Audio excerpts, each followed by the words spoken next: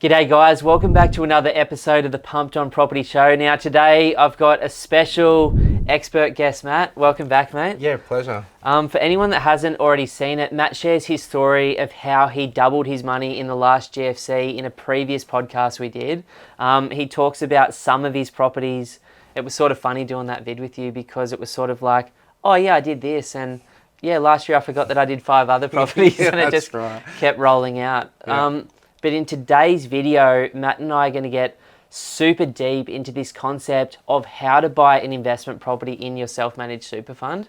Now, as always, we did a little bit of prep, and there's 8 sort of different steps on your journey to buying the right asset in your self-managed super fund. So you've just actually helped me as your client step through this entire journey start to finish. So I wanted to say that it's been an incredibly simple journey. Oh, great. You've educated me all the way through, and I thought because I had no idea about it before you started with me, and now I feel like I at least know the nuts and bolts, it'd be great to sort of share that on camera for people sitting out there with a heap of money in super that don't necessarily want it to stay in stocks, that have a nice big balance and want to compare it against, you know, property versus stocks versus silver or AI stocks or whatever people are interested in at the moment.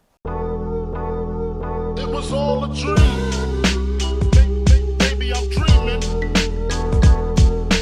Yeah, definitely. And I think that's the great thing about super. It gives you that ability, especially running a self-managed super fund, where you can actually be in the driving seat and then direct it in terms of where you want to go. Direct property, leverage, direct equities and direct commodities as well. I think for me as a property investor, firstly, I didn't have the balance in super that I needed until the last couple of years. And then I sort of just had that sitting in like the Vanguard index because, you know, that's what the barefoot investor told me to do type vibe. Yeah.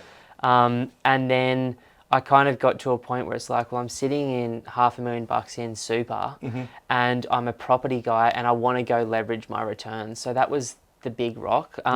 What about you in your personal super before we get into the nuts and bolts of how to set one up? Like, where does your assets allocated inside super? Yeah, it's ideally, I guess, it's leveraged into direct property, so residential and commercial property, as well as the index funds as well. So just a little bit more foundation there. I have got a CMC account as well, but I haven't traded in there at the moment. What's a CMC again? That's like a ComSec account. So there's CMC, which was the actual old E-Trade, ANZ E-Trade, and then it moved to a CMC account. So you can buy individual stocks in that, is that what it's for? Yeah, spot on. I can buy international stocks, I can buy Australian stocks, etc. Haven't looked into anything else in terms of direct commodities like gold or silver in there at the moment, but there's all sorts of ETFs where you can actually look at that as well. Okay, I love that. And so in terms of this journey to buying property in your self-managed super fund or even setting up one, where does it begin? Like, I think off camera you said looking at the balance is the most important and first step for people to consider. Yeah, spot on. Just due to the fact that there's cost to run a self-managed super fund, accounting, audits and administration for tax returns. So it's like running a normal corporate trustee, so like a trust fund outside. It's pretty similar to with the self-managed super fund. So there's requirements every year in terms of what you need to do and being able to maintain that in terms of a cost. So if you've got funds under 150, it may not be worthwhile at the moment to do that. But after that, or if you're putting like a great deal of contributions into super, then you might want to start exploring those options. So you were sort of saying, let's say that I'm with X. I was with Host Plus. I think their fees are a little bit lower, but let's say I've got 200K. They're charging me about 1% per year. So I'm paying about $2,000. Spot on. Anything under that, you know, might not be enough for a deposit plus the closing costs on a property. And it might not be viable from a cost base, but once you sort of get over that level and the cost of running your own super versus paying a big sort of anonymous company to run it for you, you know, it starts changing the scenario and like it's actually financially worth considering something else as well. Yeah, spot on. So, like obviously, like for Host Plus, for example, you know they'll give you some investment options. I believe they've started to also recently expose it to direct equities as well, where you can buy direct shares. Oh, I love that. So you can buy index funds, etc., but you can't go and buy property, for instance. So in order for you to buy the property, you need to transfer those funds into your own self-managed super fund, and then you can look at either 20 or 30% deposit to go and acquire a property after that. I like that. So, I'll jump one step and then we'll come back to this idea of comparing like stocks versus property and, as a financial advisor, what could be the better option longer term. Yeah. But this idea of setting up and rolling over, like let's walk through a bit of the detail of that. So how long does it cost, how long does it take to set one up? Yep. What does it roughly cost, give or take? And then what are the ongoing things that we need to do as well as the costs ongoing as well? Yeah, definitely. So being a financial advisor, some people, I guess, ideally don't know if it's suitable for them. So what we tend to do is try to be very clear in terms of what their current super fund is providing in terms of fees and performance, as well as the key part is insurance, like life insurance, total and permanent disability, and income protection. Yeah. So once a client's got a clear understanding of what they've currently got, we compare that to what a self-managed super fund looks like. And the cost around that is setting up a company as the corporate trustee, because all the banks now use corporate trustees. There was a time where you could do individual names, but corporate trustees usually the flavour. Which I like personally outside of Super too, because it keeps me a tiny bit more arm's length away from everything that I'm buying too. Yeah, spot on. And that's obviously, to set that up is usually about $1,000, like $500 for the company name and anything else in terms of the trustees, etc. So about $1,000 to $1,500 here in Queensland. It does vary from state to state, which we've seen previously. And your accountant can set that up quite quickly, about 48 hours or so, to set up the registered company name, and away you go. Sure, so you're just coming in with a name, or if you don't have one, you're making one up. Yeah, spot on. And then it's 48 hours away from the setup. Yep. 1,500 odd bucks. Yep. And then what's the time frame? Like for me personally, it kind of took a little bit longer, but I think that was just the trickiest bit, was getting the money out of Host Plus back into my own account. Like that was the sort of painful bit. Spot on. Everything's got to match. Address, like if you've moved recently, it can also extend it a little bit more. Sometimes they can hold it back, so checking, your last names are correct, etc. If you've changed, your last name due to marriage, etc. So making sure everything is lined up prior would be a lot easier and a smoother process. Yeah, I think that was where my issue was. Yeah. So if I'm coming in today and I've got the intent to buy a property in my super between now and the middle of the year, you'd say give yourself 2 to 3 months to go through everything, right? Definitely, yeah. Like especially if you want that financial advice piece as well, like to understanding what your insurances are and making sure that you're not cancelling something that you should have instead. So you can actually keep your existing super fund. You don't have to roll out all the funds out completely. You can do a partial rollover, so that way you've got your insurances in place, and then setting up your self-managed super fund to start getting ready to purchase a property. So the people out there with big balances, like we work with a lot of people with $1 million plus in super that are like further down the line, or double income earners or good businesses, you might just set up the self-managed super fund, pull the deposit for the property, and keep a huge chunk of that in, your index with your existing fund or whatever you want to do. Yeah, spot on. And then that way we can revisit it again another time.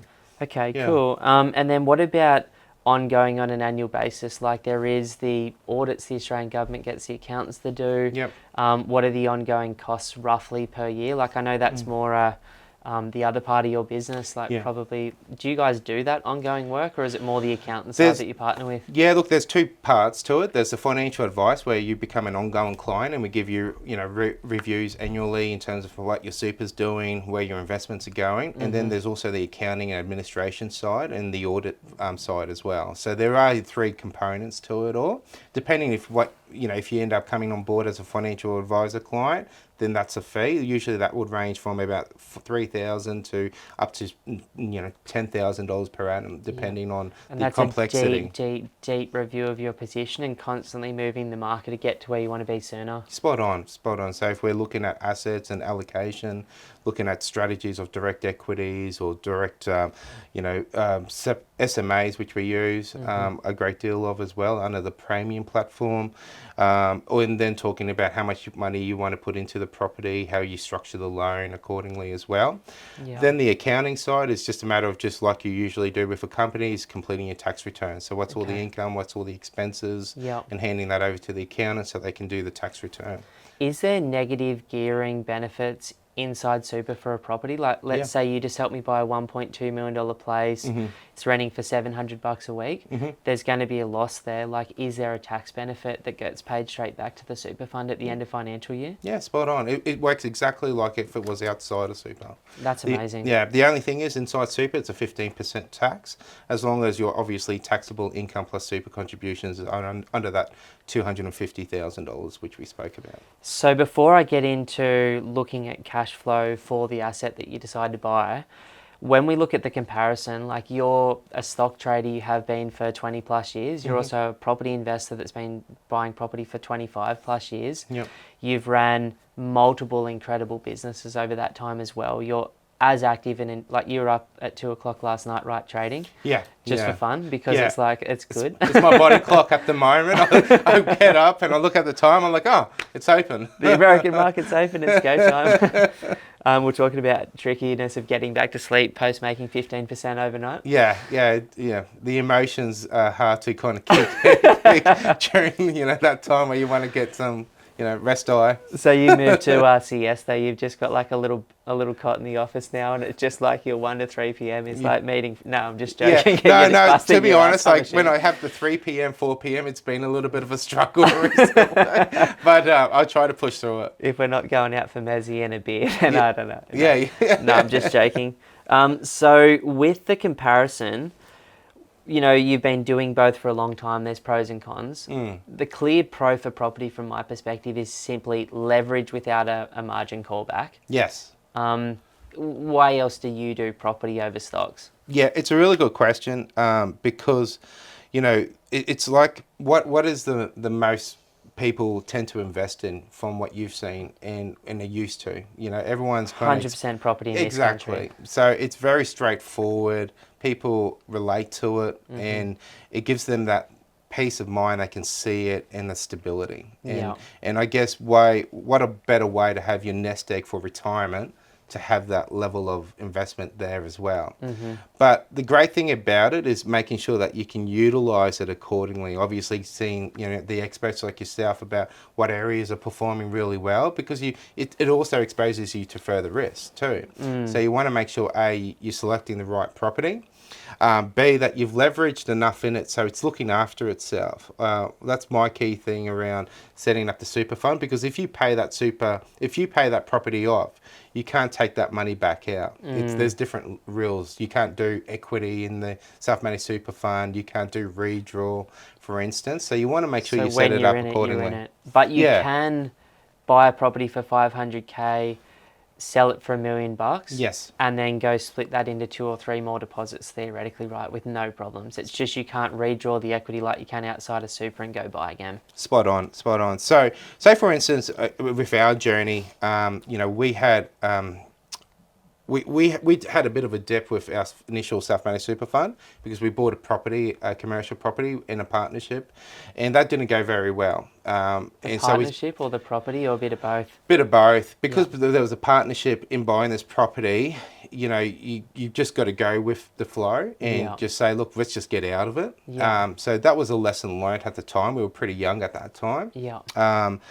Going forward, so it took a bit of a dip. And then going forward, I utilised what we had in our super fund, and I saw an opportunity where we looked at a beach unit, and it was enough to make it work. I think we had about 160 in there, for instance. Okay. I only needed 20% plus stamp duty, so it was under the 200. But I'm like, you know what? I reckon beach units are undervalued. I'm going to make this work. This was back in the sunny coast in the GFC period, or even spot before Alexandra Headland. It was around about 420, 2-bedroom unit, and I just thought, everything was going up just post COVID, but the units were kind of lagging a little bit. So I just thought, well, if you buy a one unit in a block of 6, for instance, on a really expensive area, Yeah. I was looking at it and going, well, this unit's really land value. You know, Yeah. all 6 units at this price is really land value. Mm-hmm. So that's what my theory I just used. And then I looked at buying that. Well, we ended up buying that at an auction, which was quite funny. But anyway, actually rocked up on the spot on the day, and I was like, "Yep, we'll get it." You rinsed that fast too, didn't you? Like, Yeah. you only had it for the minimum amount of Yeah. time and did very well very fast, and then you took that gain and resplit it into more stuff. Spot on, yeah. So ended up selling it, and then wanted to buy property with we bought property with the unit, but wanted to buy actual freehold, so a house where we could actually look at developing it in the future. So that was the plan. Use that cash to put that towards that new property, and the plan is to then get a development approval on that property by using our own cash instead of the leveraged money, and then looking at potentially buying that property back off ourselves. So you can't sell a property that you own into your super fund, but you can sell one from your super fund back to yourself. Is that the rule? Spot on. Okay. And so you've got a development site that you may or may not have wanted to buy / couldn't buy outside of super. Yep. You've used those funds there to get access to something special. Yep. You'll take it through its journey and then, potentially sell it back so you can develop it outside of. Spot on. Which is the strategy that I just pinched from you. Yeah. Went and bought the 4,000 square metre block. Yep. Currently zoned residential, but right near the beach in Melbourne. Yep. The neighbour, though, has put 12 townhouses on his, and I think I could put 16 to 20 on mine. Yep, nice. Depending on if it is rezoned or not, and I was prepared to roll the dice on that. Yep. And then, maybe in 20 years' time when I've got the cash to do something like that, do it, jump in partnership with some other people to do it, or just sell it to a developer who wants to actually do it. Yeah, spot on. But all of those options are things that I could have done outside of super, but I had the cash in super that was just sitting there dead, and I didn't want to take a bath in stocks. So it was a good use of funds for me. Yeah, and if it increased a great deal in capital, capital gains in super is quite lucrative as well. It's not the same rate as outside of super. Yeah. So if you keep it for 12 months, it's approximately like a 10% gain. Wow. Yeah. So you can sell the property. Let's say you buy it for $420. You sold it a year later for $650, and you're only paying 10% on that gain. Spot on. Yeah. And then just while we're on that, the tax benefit for an individual who's a high income earner like yourself or myself or a lot of people listening to this, instead of paying on the top end of your tax range 45%, when I contribute to super, I'm paying 15% to a certain level, right? Yep, spot on. Yep, accumulation and also earnings on the rental income or the dividends.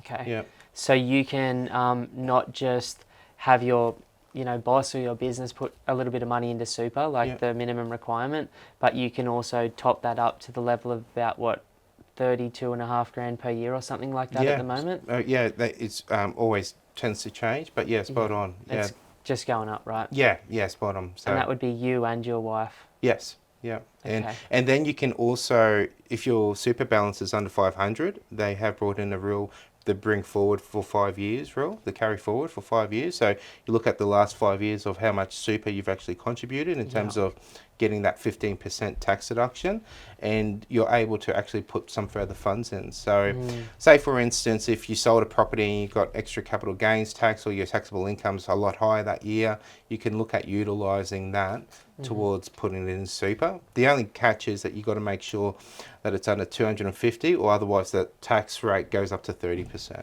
Sure, like I actually recently did this because I was running my own business and focused on investing in property and not really super orientated. I didn't, and then the team that you guys work with at Pool Group, who are my accountants as well, were just like, hey, we can backdate this, and you and your partner can put in like 150, 160 grand each without paying more than 15%, which helped massively in that actual financial year, but it also gave us the chunk balance to go buy straight away. Yeah, spot on, which is always a great way of, if you can save a good 15 to 20% in tax alone, that's a good investment return. Massive. Yeah. And so, we're talking about the comparison. We know property because it's safe. There's also massive risk there. There's leverage there, but the average Aussie understands it. But what about when you're talking to a client about the benefit of, you know, stocks over property, like where do you think the time and place is for that in people's journey? Yeah, definitely. Look, there's always definitely a utilization for both of them in the right place and the right time. So predominantly, you know, with property, it's very hard to sell down. It's to one transaction. Where stocks you can sell a little bit if you need to, especially if you're in that retirement stage or getting closer where you can sell a little bit for your lifestyle or draw down. So that's really a key part. So we tend to see during that life stage where people would probably look at leveraging or initially under 200 you're in usually stocks or index funds, etc. Yeah. After that you can utilize part of your funds to go into property because it's accumulated a good amount, but you're always going to have some left over and you're always contributing towards super. So that allocation should go towards, because you couldn't really go in again into property, that allocation should go towards something like the direct stocks or SMA accounts or the managed funds and things like that, or the index funds which we use as well. So it's a matter of looking at that portfolio and seeing what is suited to your needs. So you found a lender for me that had a really good rate. We decided to go interest only for the next 5 years, just while the rent returns a little bit lower, and then as the rent jumps up to market, which I think is more like $1,000 a week, if I compared it to like Adelaide, Brisbane, or Perth. Yep. And the cash flow is a little bit better, then I'll fling her over to principal and interest probably. Yeah. But you set up an offset account for me too, so Yes. my contributions can either land there or I can land them in stocks or whatever else I want to do. Spot on, yeah. And the great thing about like the combination of the two is that you've got, you know, funds invested in direct property as well as funds invested in an alternative investment where they're both growing at a different rate. So over the year review, you can see what's performing really well, what you can do here. And if your accumulation in direct stocks or the managed funds or the index funds have grown quite well, you can utilize that towards another deposit towards a property again. You know, with the average client whose combined family income's at 200K and they're sitting on 300 grand of cash in super, and you know they're contributing 20-30 grand a year into their super. Yes. Obviously there's many approaches in stocks, and you've applied a few of them. You know, the longer term approach, just dollar costing averaging into the index and getting that split is one strategy, but obviously you enjoy the day trading and like the game of the big wins and potentially the big downsides as well. Yep. You know, you've got clients, I'm assuming, that play in their super funds in both of those ideas, like the long term buy and hold, and then the short term like make 6% last night type thing. Yeah. A lot of our clients would be more, we don't really give advice around the day trading or direct stocks. It's more long-term strategy, index funds, you know, SMA accounts, cash accounts, trilogy type of funds as well, where you've got a higher interest rate. So it's about diversifying that portfolio to suit the client's need. Okay. And you know, if we can get that steady growth of say 7 to 9% per annum, which has been quite consistent over the last 3 to 5 years, then we can reflect on that. But you know, clients have control of their funds as well. So if they want to allocate 5 or 10 and look at dabbling into anything direct, that they can obviously still have access to that if they wish. I like that. And so let's say someone's hit preservation or retirement age. They've got a couple of $1 million in stocks, and they're wanting to maintain the base of that couple of mil. You know, let's say the market has a neutral year, there's nothing to take out. But what happens when the market has a 30% year? Do you, like, just at that particular stage of life, I'm just spitballing, I didn't ask you this off camera, but No, you're right. do some people rip that whole 30% out? And just keep that for like the rainy years that come up, or do people like take a percentage out of that as what they need, and then the base continues to grow even in retirement? Yeah, spot on. Usually it's pretty consistent, so they would probably need just if they've completely retired, they'll need that monthly income to come in, just like a wage. So they're always ripping some money down or selling down. Depending on where we have the strategy, we might set a cash account set up for that with a high interest account. Yeah. So that way it's not fluctuating based on what the market's doing. Yeah. So that would be the drawdown part of it all. And the funds which will be invested for 3 to 5 years would be the funds which would be direct, Australian equities or international equities. Okay. So that's trying to accumulate whatever they're drawing down. So after 12 months, we will revisit it all and then transfer some of those gains back into the cash high interest bearing account. I love that. So you're trying to preserve capital, but also have a great lifestyle at that point as well. Yeah, spot on. I don't think anyone listening to this, and me and you are certainly, not wanting to end up on the pension. Yeah. I think people don't just want to retire like we saw a lot of our grandparents retire. Like, no disrespect to how hard they worked, but I don't think not having enough money at the end of the month in retirement is where any of us want to be. Like, Yeah. I think you and I and many people listening to this want to be healthy, want to spend time with our children, want to be generous, want to travel multiple times a year at least, want to be able to, drive a nicer car, want to be able to eat great food and not even think about like how they're living. Yeah. And I think for that, you're probably wanting to land on 150 to 300k with no debt outside of super, right? As a minimum. Yeah. And so that requires a strategy, and this is why I'm going into property at this stage, is like to leverage up to create the balloon by 60.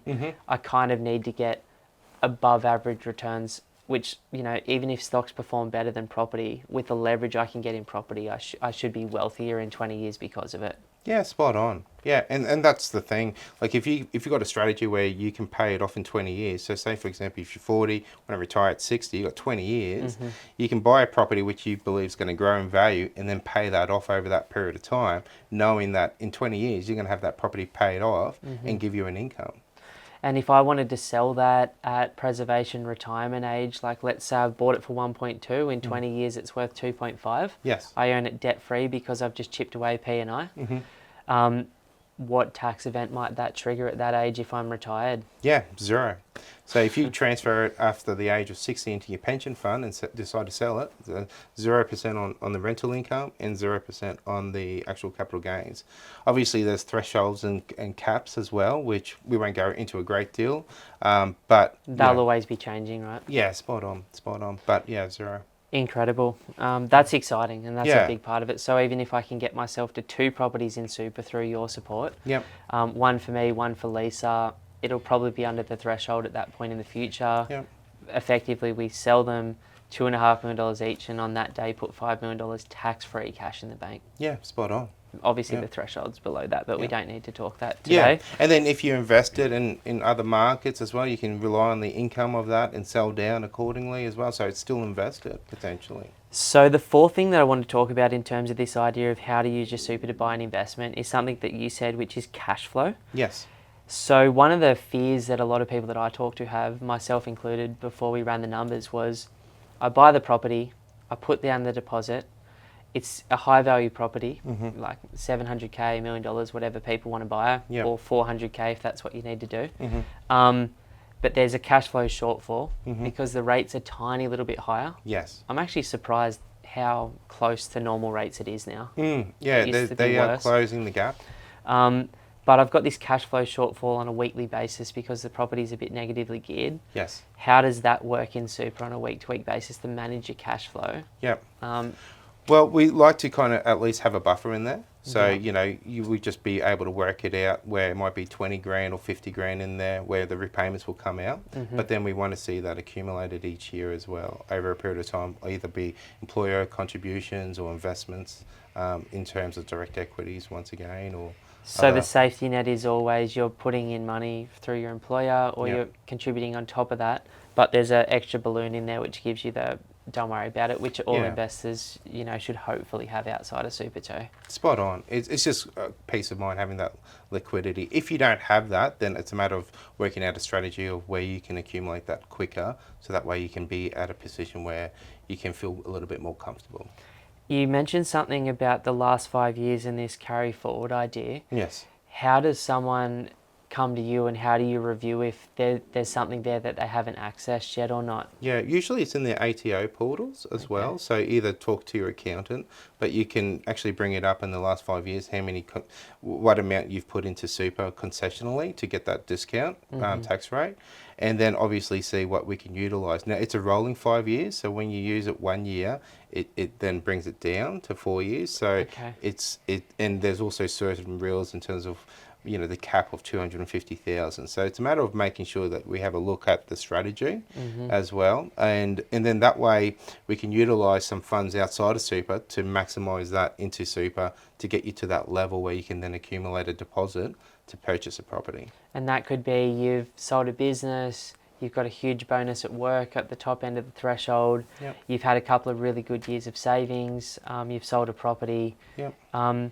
With that particular thing, with the average person that's earning 100k to 500k that comes and speaks to you on a weekly basis, how many of them normally have something in their carry forward period that they haven't accessed yet? Is that a lot of people? Yeah, it is, because 5 years is a long time. So usually people who don't have that level of contribution for a consistent 5 years, because they might have got the job recently or got promoted recently. So definitely there's been a lot of, we've definitely utilised that a lot in our strategies, especially in the self-managed super fund space. No, I love that. Yeah. So the next step, because you run a financial planning business with your wife, Pool Group Wealth, but then you've also got your mortgage broking business, which you've been running for 20 odd years? 10 years. 10 years, yeah. Sorry, man. It's getting close. It's getting close, actually. It's probably 2013. Okay. Yeah. Wow. Yeah. So, one of the things that I was really impressed with is most brokers that I've worked with in the past have been in the game for 3 to 10 years. They say they've got a panel of 15 to 20 people, but they take you back to the same 2 or 3 every single time you work with them. Yes. Obviously, everything in life is relational and everything is preference, but you had this panel of the most ridiculous number of lenders I've ever seen. Yeah. You're talking access to 50 plus different lenders out there, depending on people's needs. Yeah, spot on. I suppose, and you've wrote hundreds of millions of dollars worth of loans now, right? Yes. I wouldn't even know the number. Yeah, it's definitely over $1 billion now after 30. Yeah, wow, well, that's so awesome. Yeah. I think what's important about that is you've seen it all. And I think you're only as strong as your weakest advisor, I believe. I've had 7 different brokers and 2 of them have been phenomenal. You've been completely next level, so they can reach out to you if they want to at Matt. Yeah, Matt at myseeker.com.au. Yeah. Or myseeker.com.au. If they want to review their position, if they want to talk super, or if they want to get a new loan for another property. Yeah, definitely. We introduce our clients directly to you at the moment as well. Yeah. The experience has been phenomenal. I spoke to a bloke a couple of days ago who's looking to set up a super. He talked to you on Saturday, and I'm not encouraging this behaviour from you at all, because weekends are sacred time, but he said you spoke to him for half an hour about his goals. He's he was an absolute legend, he cared for me, and I know exactly what the next step is. That's all I think any of us are after as investors. Yeah, definitely. And no, it's been really good. I've really enjoyed it actually as well. Being able to give back in terms of the years of experience of things which I've learned, and just like yourself as well. Sometimes the quickest way of learning is dabbling it into yourself. Yeah. And then you're able to kind of share that experience with like-minded people and people who want to get ahead. I love that. So finance is the 5th thing. There's 2 parts here in super. There's your lending capacity. Yes. There's also arranging finance, and then the ongoing stuff there. So talking about lending capacity, it's a bit different in super. How's that look? What type of deposit do you normally recommend, or what are the banks asking for right now? Yeah, look, you can go as low as 10% with lender's mortgage insurance, but would I recommend it? probably not. Yeah. I would probably look at more than 20% if Yeah. need be, if you're under 200. But if you're over 200 and more 300 or 400, I'd probably definitely look at 30%. Just Okay. that way the property can look after itself or be very close to neutrally geared. And then that way you can start accumulating those extra funds for another deposit as well. So when we get the property to neutral, it means all of your employer or personal contributions or business contributions going in are the top up to offset, to keep in stocks, or to go to the deposit for the next property faster. Spot on, yeah. And what about arranging finance? Like, what's that process normally take? Is it any different to outside of super? Yeah, it's a little bit longer because obviously we've got to set up a bare trust deed as well, have that with the property details and usually the lender details as well. So you've set up your self-managed super fund with a company, you've now got to set up another entity which is called a bare trust to then use that as the tool to leverage. And then obviously with the loan application, with servicing, we can only consider the employer or concessional contributions or non-concessional contributions. That means all your contributions inside super as servicing, and it needs to be shown over a consistent period, usually 2 years. Yep. However, there are lenders that will consider an accountant letter or declaration where, going forward, this is how much you plan to put into super as well. But that may impact on rates, etc. in terms of, that lender and what their interest rates will be. So, and I usually like to see some level of consistency as well from a financial advice point, that you're actually consistently putting super contributions in. The thing that kills all of us on leverage in property is not being able to make repayments. So Lisa and I spent this morning going through the documents that you sent through. Yes. I'll tell you this, you make it easy, man. Yeah. But there's someone in the background in your business that's making that easy, because there was probably 12 pages of different documents, and some of them are 1 page, some of them are up to 25, 30 pages. Yes. I've signed my life away many times buying the properties that I have, but in super there's just a whole extra layer of what they're asking for and what they're hoping for. Spot on. I mean, it's just a DocuSign, simple thing. Yeah. But I was just wow, the liability is the same as it always in property. If you can't pay and there's not those regular contributions, then that's when people go bankrupt. That's when banks take people's home. That's when, they're going to just grab that if you can't make repayments, right? Definitely. And obviously you're best to probably liquidate prior to that. If you're seeing yourself going backwards and can't make repayments, you'd be best to take control of that and start working out a plan. Without a doubt. Yeah, and it's always best to work on the plan prior than getting yourself in, later on, because it's so much harder. The banks are pretty conservative, right? I know there are some dicey brokers doing some stuff, and I've seen it in the last couple of years once the Royal Banking Commission sort of disappeared. Yeah. But everything that you've done is so above the line.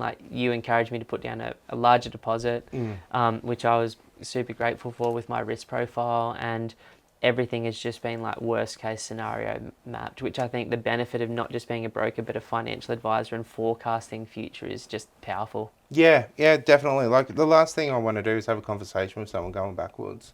It's just never, and I guess what we want to do then is try to turn that around. We can refinance, take it over 30 years, reduce the repayments, go interest only. So there's so many different ways to try to help someone during a rough period. Post-COVID, I've heard as well, if you're in a really bad spot, if anyone's in a really bad spot, I talked to a client today, I just helped him buy in Melbourne. He's got a beautiful house on the beach in the Goldie. Yeah, nice. He was a pro triathlete for Ironman for 15 years, so I definitely don't want him anywhere near my wife. Because he's just 6'4" and just the dude. But he actually went bankrupt at 19 and 20 years of age in the last GFC, just because he didn't know that he could just call the bank and say, I'm really struggling. Yeah. Can you just give me 3 to 6 months of breathing? Or he didn't have a broker like you that's Matt, help. Yeah, definitely. I've had periods like that where interest rates went from 2 to 7%, where I'm just going interest only for the next 5 years to reduce my minimum cash flow each week. There's many things we can do. Spot on. Resetting it over 30 years again. If your term on your loan is 20 years, and you still want to chip away at it, or go interest only, like what you said. When are you getting me the 50-year loan? When are they coming into? Have you Yeah. heard anything through the grapevine from No, America or there, Europe yet? there was one lender that would allow it for purchases where you could go to. They usually had it for 40 years, and then they brought it down to 35. Okay. But no, I haven't really seen anything Not yet with yet. the 40 or 50. It's got to be coming in the next 10 years at some point. It probably would be, yeah. I have seen that in America they've started to get managed funds not to buy direct residential I properties. saw that too. So yeah. So what that actually means is there's these monster conglomerates of like super funds or real estate investment trusts. 1 out of 10 properties in America plus is bought through these companies that aren't going to live in these homes. Yeah. And they're just like, no more. Yeah. Yeah. So it'll be interesting to see how that plays out, but I don't think it's going to have a dramatic impact. No, Yeah. I think it's just a late lever from Trump to like try and get some popularity before the election. Maybe he was interested in a property which he wants to buy, but it's owned by a managed fund. Who knows? He's probably got some knife to sharpen against something. So obviously that's that. Arranging finance is as simple as a conversation with your generally super stuffs, because none of the majors are really in that space right now. Not ideally. They tend to concentrate if you've got $1 million or more in your super fund with They want to cash. play the easy big dogs. Yeah, but they tend to not really deal with that space Okay. at all, and it's really complicated, and the interest rates are a little bit high. So I think utilise the lenders which are available, really. So it's more a mortgage broker play who's got access to those relationships. Definitely. What types of rates? Like obviously this will be dated when it's published and it's always changing, but what are we seeing at the moment? We're seeing roughly around about 6.09 up to about 6.59 variable for residential, and then from a commercial point of view, we're seeing around about 6.75 up to about 7.5%. Okay. Yeah. And obviously the talk for the last year in the interest rate space with the RBA's been, we're going to keep it flat, or hey, there's this carrot, we're going to reduce it, just hang on. Now we're seeing the inflation numbers coming back, and it looks like even before this goes out, we might see rates jump. Just as a crystal ball, which you don't have, which way do you reckon it's going to go in February, even though this will be out after it's been announced? I think they'll still hold. Yeah. That's my gut feel, is that they'll still hold. Just too early on to look at increasing it at this stage. Might put a, what do they do when, Adelaide, Brisbane, Darwin, Perth are all on the charge up 10 plus 15% year on year? That's where they're heading. Yeah. Do you think part of the play isn't just about inflation and spending? It's got to do with like pulling the brake on the property market again? Yeah, well, we're starting to see a little bit of that with APRA coming in with regards to debt to income ratios dropping down to 6 times. Okay. We've started to see other lenders pull out of trust structures as well. They don't want to look at... CBA, Macquarie and ANZ are all out of that gig now? Yeah, for brokers, they still do it. It's just more that it's more internal. So they've just made it, a level of complexity around it all, which makes it difficult. But there's obviously a lot of other players involved around that space. I saw the article in the Sydney Telly the other day that a client sent me, and some 23-year-old kid has bought 60 properties in trust from a dodgy broker that's earning like $80,000 a year. Holy cow. It's like there's... I laugh about this, but I've said it to you off camera and I've said it on camera before. The Big Short, when they fly down to those brokers in Florida and that stripper's like, I've got 6 properties, man. Yeah, they're all looking at each other going, what? Like, I know that the trusts were a fantastic loophole that always comes out at this later stage of the cycle, when the banks and APRA were like, we're not going to lend money, and the banks were like, we want to keep lending money, and the government ignored it for a couple of years, but obviously enough of it has been written now that they're like, we might just hold off on that for a while. Yeah, spot on. So maybe they have concerns where, but I think it's more probably just the fact that people are out there exposed to so much leverage where if anything was to happen, we don't want to create an issue as well. So it's a safety net scenario as well. Banks want to lend a lot more aggressively than the government wants them to lend in Australia constantly. And so a part of their book is always going to be higher risk appetite lending. But, if the average LVR across the major banks is below 50%, because we've got to remember that, while new buyers are highly leveraged, anyone that bought 5 years ago is sitting on the most incredible position right now, which means the bank's balance sheet's got to be looking pretty hot as well. Yeah, spot on. Well, we went to this conference, which I spoke about before, and they mentioned that only 30% of Australian property is actually mortgaged. 30%. 30%. So 30% owned by outright, Mm-hmm. 30% owned by investors. Yep, yep, and Wow. renting. So 30% is really just mortgaged. That's incredible. Yeah. And I would love to know what the average LVR across the big four lenders would be on that. Like Yeah, next it would be conference would be nice interesting. if you could ask that. Yeah, definitely. But, you know, like obviously when interest rates go up, they tend to affect obviously people like first home buyers or investors who have leveraged a great deal. But as an investor, you can, you know, liquidate after 30 or 60 days and then get back into a position where you're fine. Yeah. For a first home buyer, it's a little bit tricky. Mm. So it's unfortunate, but they're the ones that get impacted by it. Yeah. And it's usually during a time when they're at the most risky time in terms of being young, in new jobs, or trying to build up their, you know, careers with a young family. So it is a tricky time where they're contemplating with potential interest rate hikes coming forward, but it'd be a matter of really starting to look and weighing up what you can do now as well, depending on when you got in. Yeah. And I think it's important to acknowledge what you just said. The day that you buy is hopefully the worst position that your financial position's ever going to be in. Obviously, I've been sacked from jobs before. Like, stuff happens in life. Business isn't always perfect for people running their businesses out there. Yep. But theoretically, on investments at least, which is where I look at, you know, the day you buy is the highest debt position hopefully you're going to be in, at least on that property. You might use equity to go leverage into something else. And then the rent's as low it's going to be. But as the debt comes down and the rent goes up, we create more and more and more buffer. And if you've got good models of where that cash is going, it just creates hopefully more and more safety over time for people. Definitely. No, that's a really good way of putting it, and it's spot on. You know, I usually say the first 24 months are your hardest. Without and once a you doubt. get through that, you're fine. I think it's hard because you don't have generally the best advisors in Australia around you at that time when you're starting out. Like, you don't know what you don't know. Yep. I wasn't asking the right questions at that time in my journey, and it was just scary because I didn't know. Yeah. But I think that's the benefit of working with people like me or yourself, Yep.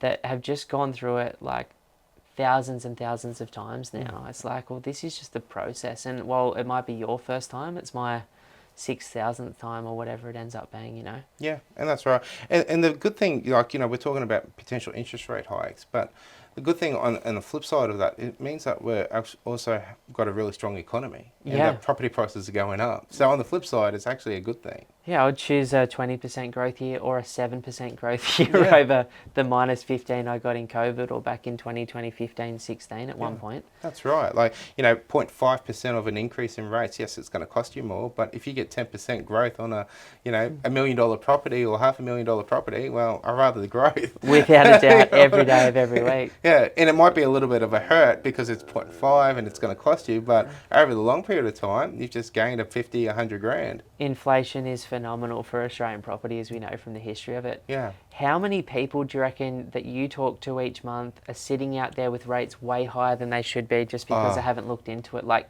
when rates are going up 0.5%, how many people out there listening to this do you reckon could already drop their rates by 0.5 to 1% if they just made a call? Easily, yeah.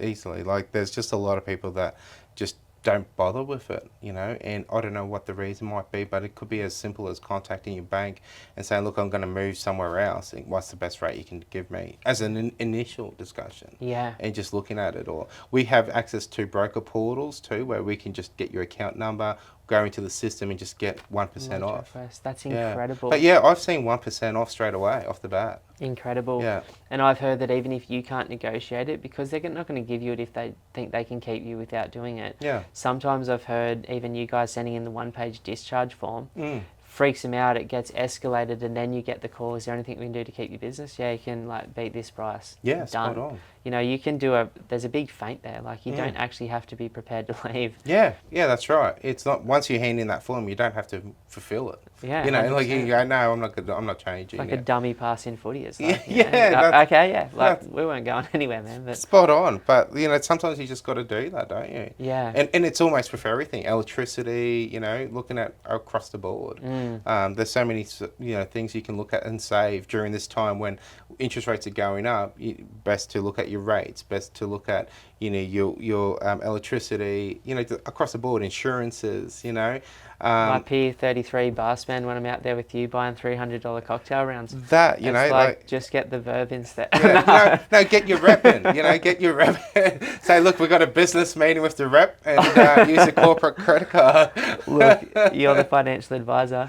Yeah. But, I think there's just so many ways. Like, even just, like, I do look at these things. Like, I've got a little spreadsheet with all of my line items personally and in the business, and Yeah. I do review them. And one of the things, because I'm rolling a work phone, a personal phone, my wife's phone, Yep. now my daughter's phone, it's like, if all of them were with Telstra, I'd be at $400-500 a month. Yep. And I'm not saying there's, best network in Australia. I'm not talking down on anything, Yeah. but Telstra also powers Audi, and I can get like unlimited for $17 a month for 4 phones. So I've got 4 phones at $80 a month, and it's like Wow. I do the same thing for my staff. Like when you're paying for 11 phones, Yeah.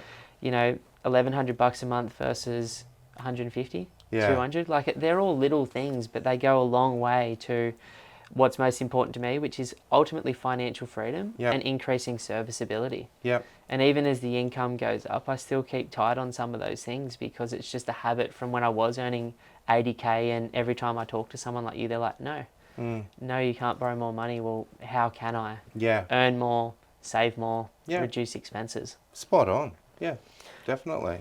So when we get to the point of buying the property, Mm-hmm. that's a whole nother piece that we're not going to get into today. But theoretically, you and I like capital cities and major regional markets, Yep. close to the city or the beach. Yep.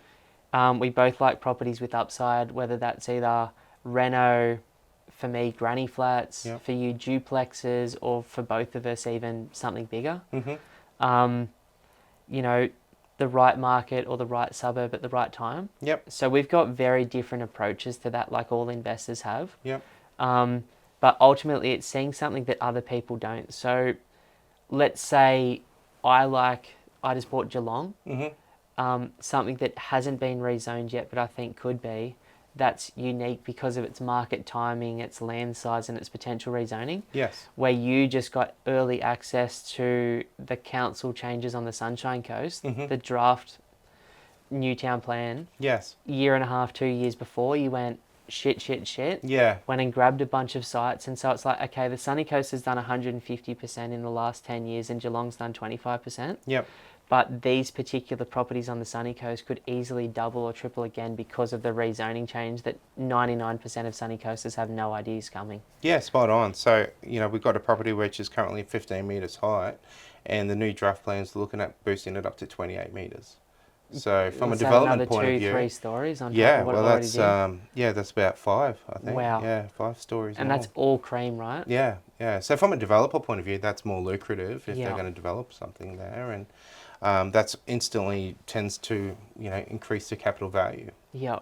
And so this is the cool thing, like I'm at an earlier stage of my journey because you've done so much more over such a long time and built the base to do that. Yeah. Where I'm like trying to use more timing and a little bit of upside to my advantage. You're now at a sophisticated point where it's like, I want maximum potential on what I buy, and I've got a little bit more money to go and pick up those sites. And then there's other people who are just getting started like we both did once, that just need the right property at the price they can afford in the right market for 5 to 7 years, rinse everything you can out of it, and then decide what's next post that.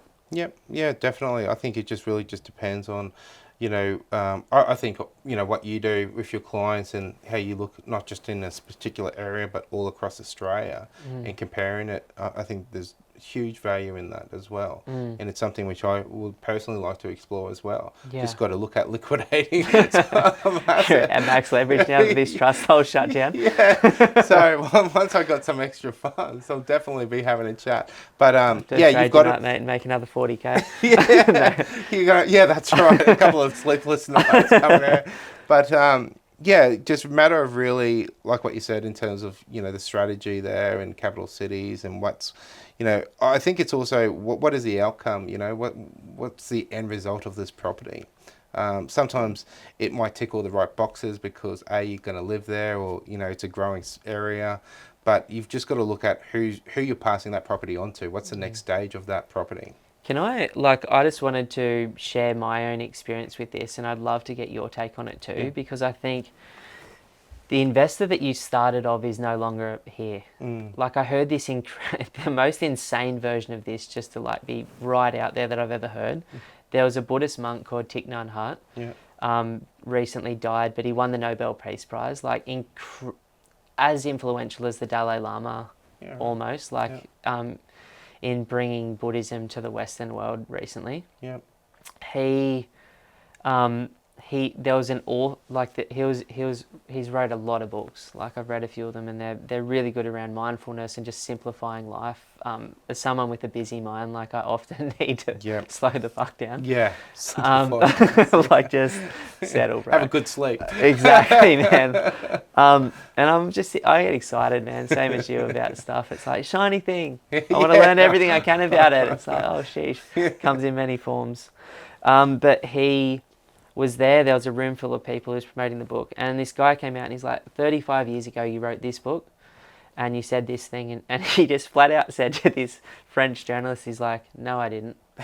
And he's like, you wrote the book, bro. Like, and this plane, of course he wrote the book. He's like, I'm not the same person that wrote that book, so it wasn't me that wrote it anymore. Oh no.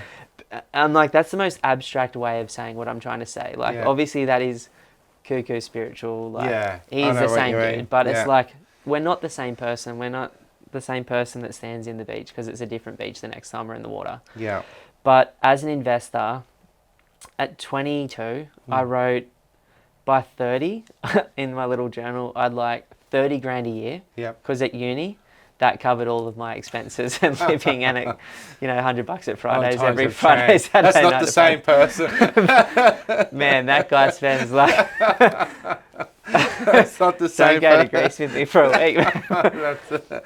I'll save for a year for that. But just theoretically, what I wanted then was financial freedom, and so I created a portfolio of buying a whole bunch of assets that I could either sell down or own that could give me that income. Then I went through a phase of going, I want way more, and sort of, it wasn't so much greed, it was just, I've got the skills, I've got the desire, I've got the hunger, I'm just going to go.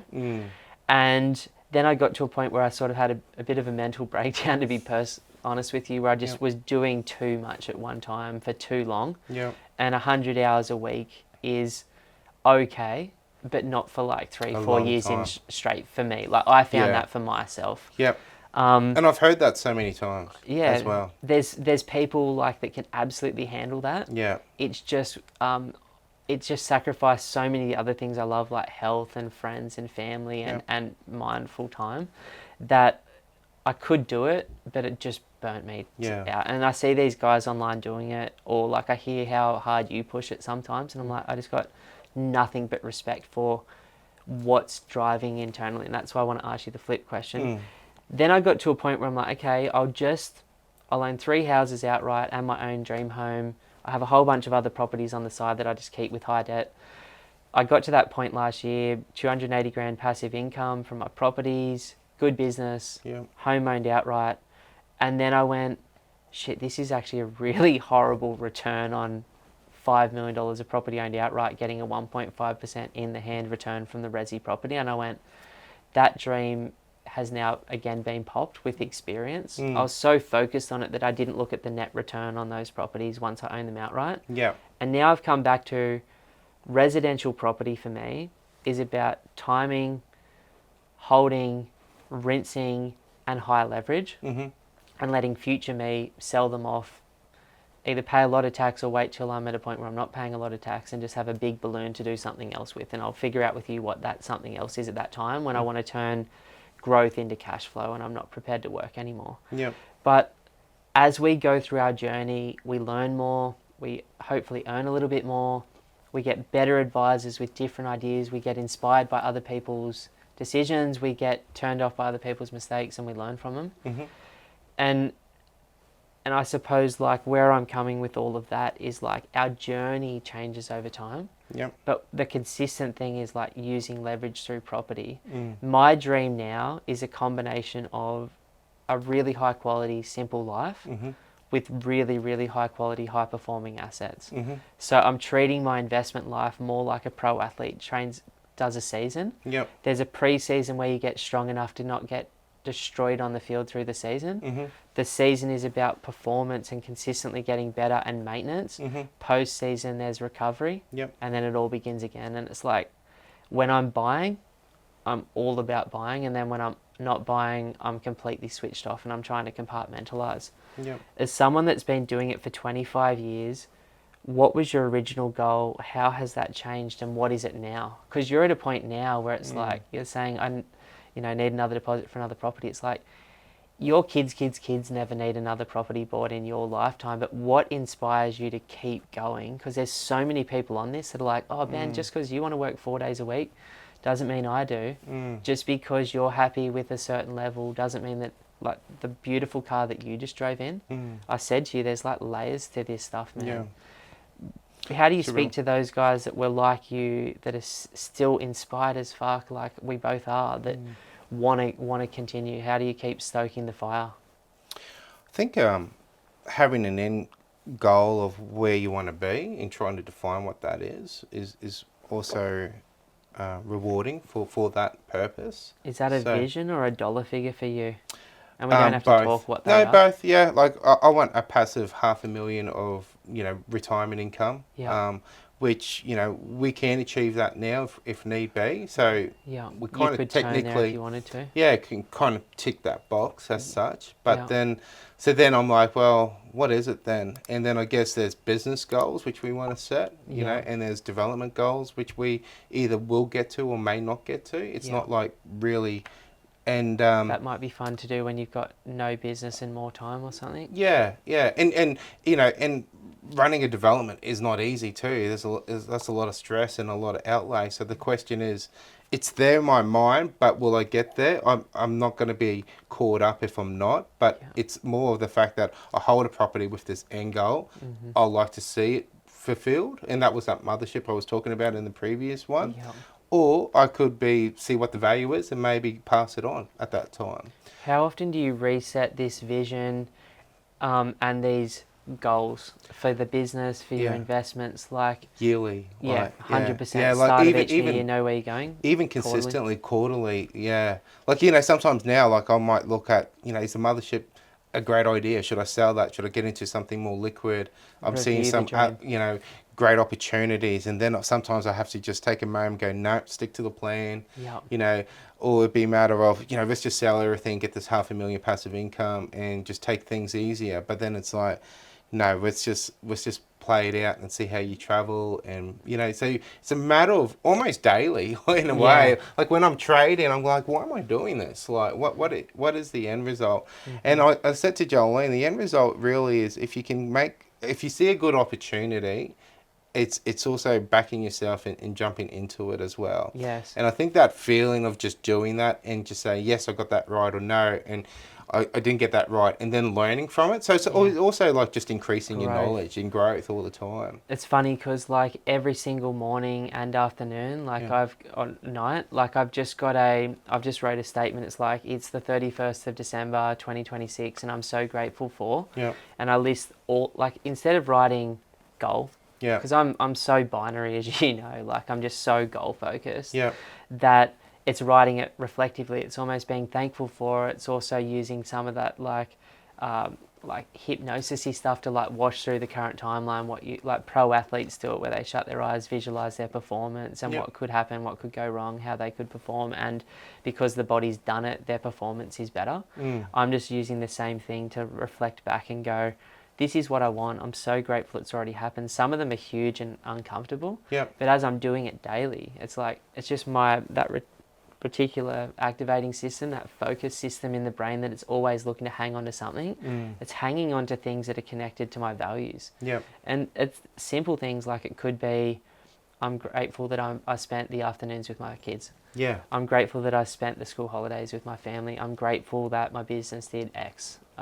I'm grateful that I kicked this addiction, or it's all parts of my life. Definitely.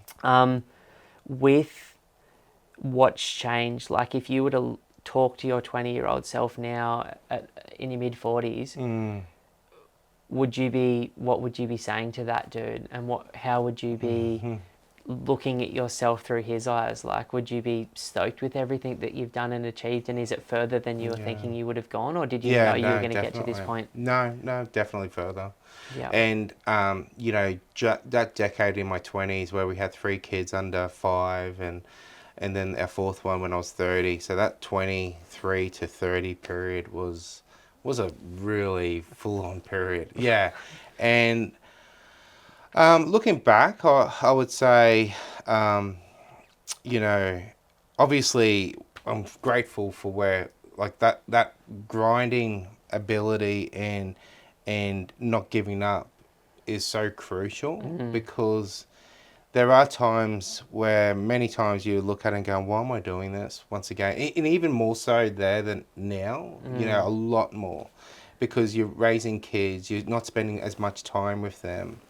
But you still have a good balance as well. Yeah. And then seeing how the time. kids are too now, like, that's the key element, because I remember we used to get babysitters and then go, oh, you're neglecting your kids. And I'm like, am I really neglecting my kids? Like, that we're both working? Like, what's your perspective on neglecting kids, All of your kids are tight as hell and they've seen you graft and bust your ass off like mine have. Like, I missed so much time from my kids at the start. And I do get that little bit of looking back, like, did I do it right? Yeah. But I'm like, now I've got unlimited time for the rest of my life with them, and they still want to hang with me. Like, I didn't destroy them. Like, Exactly. And like, we look at it, like, the thing is, like, we work so hard, we put that ethic, the working ethic in there for them, and they've now applied that to their own studies. That's cool. And we've looked at and given them that life of saying, look, if you work hard, you got results, and it's really just carry forward. Now, I know that's not resonates with everyone, that is what everyone wants to achieve, but I think everyone wants to achieve something in life, or at least have a better life for your kids than yourself. I don't think anything that you or I, like, it can accidentally get disguised from people who haven't gone through the whole journey as it's got something to do with the homes that we have now, or the lifestyles that we have now. And it's like, no, I think you're in it like I am. Like, when I got to the end of it at 39 and I went, okay, I can... Choice point. I literally sat on a beach for 6 months. I just retired and went, do I want to do this? I know you had a similar experience, sort of. Yeah. And I went, I'm no longer in it for the returns. Yeah. Although I'll rinse the returns, because I'm using best practice now. 16 years of lessons. I'm like, not fucking up ever again. In that way.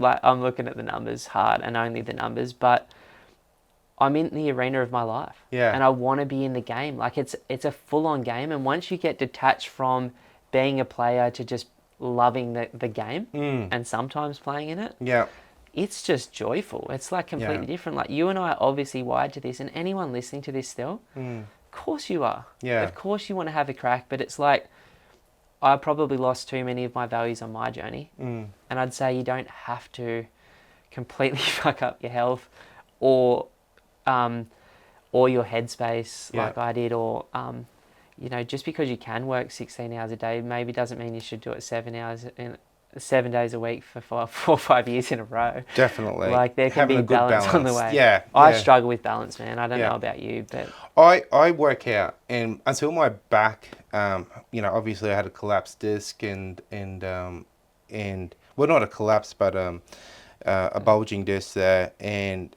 I used to work out every day, almost. And that was my go-to. That was my way of switch off, and it was in the morning, no matter. And then when during that time, actually, when we had young kids, I would go for a night run. And that helped me so much. Like, when I was able to run. And how is the back? Is it on the way after the shot? Yeah, like, it's slowly on the mend. Like, we went skiing recently to Japan, because we kind of wrote it off because I was unwell. And then I was like, it was like after New Year's, I just felt flat and wasn't ready for the year.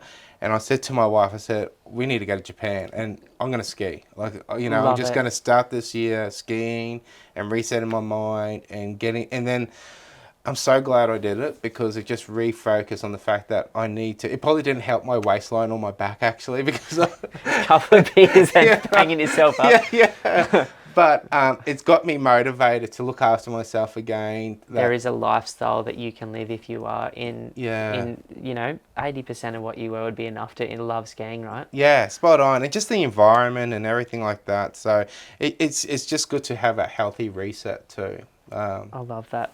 Yeah, I think that's one thing that we both do really well. Like, uh, I would have called it in the old days work hard, play hard. Yeah, But I don't play that hard. I just love playing. Yeah. So I just have lots of like that time in my life now, definitely. structured in regularly, so that when I am in my like season, like I have 4 seasons of business a year during school term. Yep. And then I have 4 breaks in an ideal world, which isn't real. It's Yeah. in my like utopian world. I'd take the entire school holidays off while my kids are at school, but in reality, I work with people that really need support, and I want to be there for those people as I'm helping them. Yep. But like, yeah, like I like taking breaks when the kids are off to just do fun shit. We did it all the time. Like when we ran our business, when it's school holidays, we were away.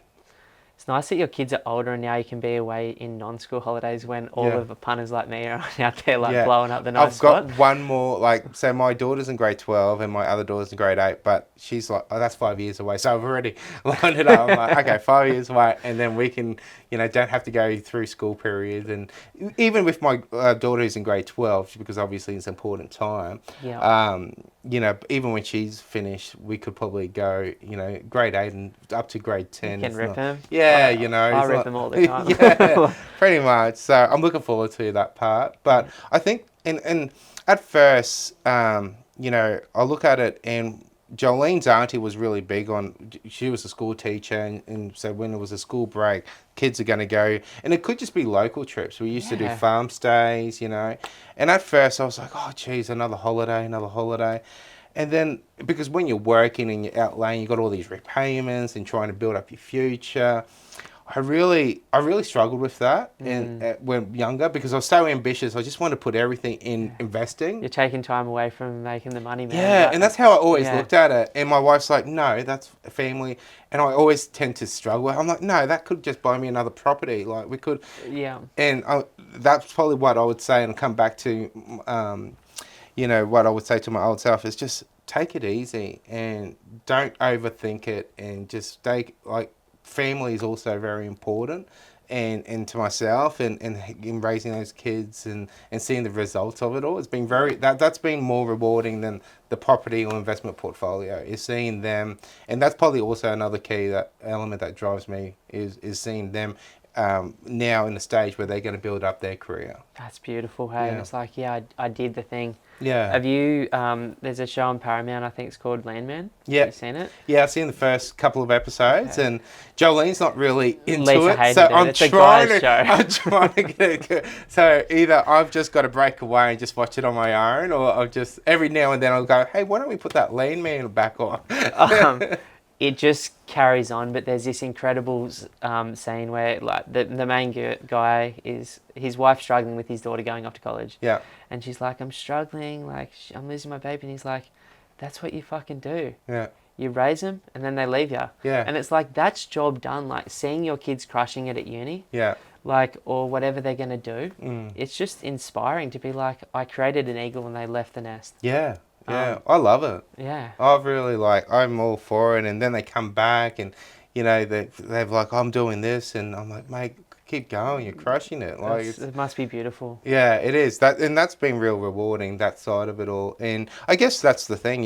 As I mentioned, like, you kind of do all this so your kids can have a better life than you, know. And usually, like, my parents came from the Middle East in the 50s, and they, an ethnic family but they've always tried to give us the best life we could have at the time, and for what little they had. And, and there were things where I just take that into, my own situation and say, you know what, that would have been so difficult to go to another country and, you know, and not really know how to speak the language and learn and all of that. Nothing's And harder than but that. they did that for a better life for themselves and their family. And I'm like, I've got an opportunity where I'm so grateful here in Australia. Yeah. Why wouldn't I want to take up that opportunity? I love that. Like, Yeah. I truly believe that right now in Australia is like the golden era of American dream. Oh yeah, Like if you definitely. want to invest, Yeah. you can invest. If you want to speculate, you can speculate. If you want to start something or become better through skills, you can become exponentially better. Spot And on. this country rewards giving a crack like America used to. Yeah. Like, and America still does to the top. It's just, it seems to be hard to transition out of bottom to top now. Yeah. Where in Australia, like you can really go from bottom to middle and middle to up Yeah. very, very comfortably and easily. Definitely. Not easily actually. It's the sleepless nights that you and I have both had, and same thing. I wish instead of going, hey, it has to be 5 years, I could have gone 7, would have been okay. Yeah, Or spot instead on. of 10 years, 15, you're gonna get there. Just smell the roses a bit, but it's just in my nature to go all fucking in. Me too. Yeah, I love that about myself. Me too. I don't know what it is. Sometimes, yeah, like even now, like you know, you're all set up. You still go like, Yeah. and I think it's more the fact that in my mindset, I want to be doing everything like something every year or Yeah. one. But and now it's more. It's like 1 or 2 or 3. You know, Yeah. every year, and on top of the business and everything like that. Yeah. And I don't know. I feel bored if I don't have that. Yeah, it's like the game we play. Like Yeah. some people play racquetball, man. Yeah, I play like- investing. Yeah, Like, yeah. I play business. It's like it was my hobby. Yeah. That's now my life. Definitely. And it's cool. And so I suppose, the seventh thing, coming all the way back to how they use the super to buy this property. Yes. The leftovers is what I wrote. Yeah. So there's some people coming into this without 200K. For them, get to 200K, reach out. Yeah. For other people at 200K, it's like you might have a choice to consider, what you're doing versus leveraged property. Yep. For other people, like we work with heaps of people at 500K, 2 million super.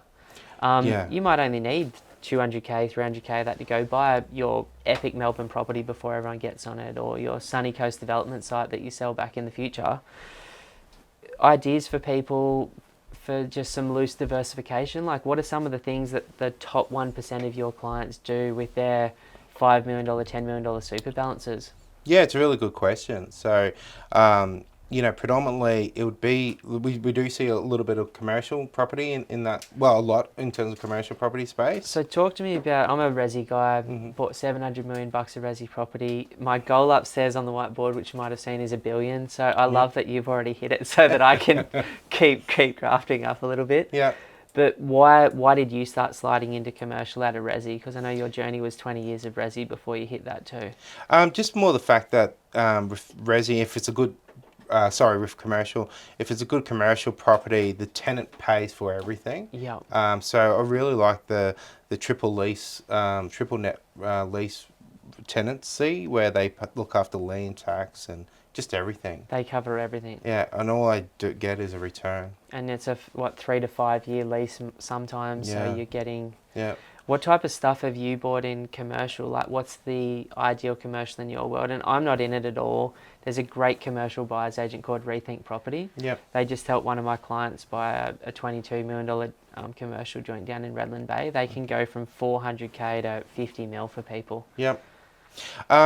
In terms of, it's probably the tenancy, seeing where location, it's very similar to the residential side, Yeah. but you are looking at more the tenancy and the term. And then also I look at the underlying freehold of, when am I buying if the tenant does leave, what type of land parcel this is, where it's located, Yeah. what's the upside of it all. So pretty similar to the resi side as well. Are you looking for something that is leased below, so you're buying it below market that you can jump or add value to, or that's not a strategy? No, definitely. So, recently we bought one on the Mooloolaba Bay Esplanade where, we got in there before the auction and just negotiated to just say, look, we want to buy this because Mooloolaba is getting a real, renovation.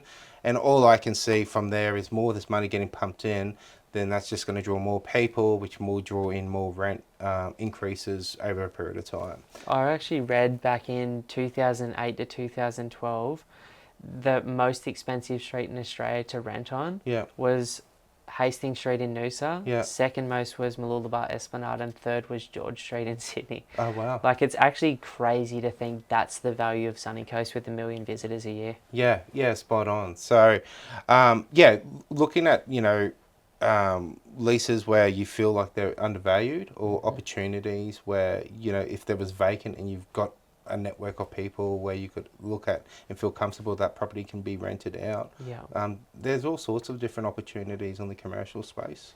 I like then that. there's industrial sheds as well, and then you've got land development. So there's a whole range. Yeah. It is complicated. It is something which you really need to make sure that you take the right and a clear approach when you're investing towards a commercial asset, because there is a lot more risk involved. It's a new skill set, right? Yeah, I do believe it is, yeah. 4 years out of 16 to 20 could be vacant, or you could be chipping in the rent for free to like secure the right people. Spot on. So you need to really, and I think the key part is your exit strategy. What's the end goal here? What you're trying to achieve. Okay. Just because we bought a little Esplanade, there are times when it sits vacant for a long time. But I guess it's just a matter of understanding, is it the landlord, or is it the occupancy of, trying to fill it? Yeah. So, that's probably one of the largest commercial sites we've purchased. The other one was just our office, which I was obviously the tenant. Yeah. But besides that, just looking at, clients and what they've purchased, it tends to be majority of the time self-employed. So with self-managed super fund, if you're self-employed and you buy a commercial premises, you can move that into your super fund. So there's a business exemption rule. Without paying the stamp duty again? You do have to pay the stamp duty, but you can roll it over into your super fund, versus it being a residential property where you couldn't do that. Do you, with your, do you own in your super fund your commercial property, so that you can not just make your normal contributions, but you can pay rent as well, so it's increasing your contributions to super? Yeah, spot on. So the latest one which we just purchased in the Mooloolaba Esplanade is in the super fund. Okay. And it's well and truly looking after itself. And the contributions at the moment we're putting in our account to just establish that up as a buffer. Yeah. And then maybe look at investing again, or I don't want, because it's looking after itself and it's going to be paid off in, say, it's a 30-year loan. Yeah. Obviously our goal is to pay it off in, say, 10 or 20 years. Yeah. Want to look at ways of how we can, utilize that. So the best way I've seen to pay off debt is investing again and selling it down. Partner properties, right? Like invest in a 500k property that goes to $1 million, sell it for $1 million, pay the tax and chunk it off, versus you chipping away P&I. Spot on. Yeah. So that's the plan now, is building it back up again to another level where we can invest it and then sell it down to pay it down. But that if we can pay that down sooner, that would be ideally the best outcome. And just for the fun of it, if that's owned debt-free minus expenses, does that spray 6 figures a year out to you guys, or something like that, hopefully? The goal is it's currently around about 210 at the moment, and talking to local real estate agents, etc. There's national brands that want to come into the Mooloolaba Esplanade, and they're looking at maybe 250 up to 300. Wow. So that's a big chunk of your 500k per year in quotes for retirement. Yeah, spot on. Yeah, spot on. Okay. So and obviously if we can get the rent up to 250, like over the next 5 years, that's another $1 million, 1.5 million in capital value. Incredible. Yeah. So it's also increasing the value, which not in super, but outside of, you could leverage back off. Yeah. Or just if you, I've got this incredible cash flow asset, I might not want to keep it in super, but I can sell it for a fortune because of the capital uplift. Yeah, spot on.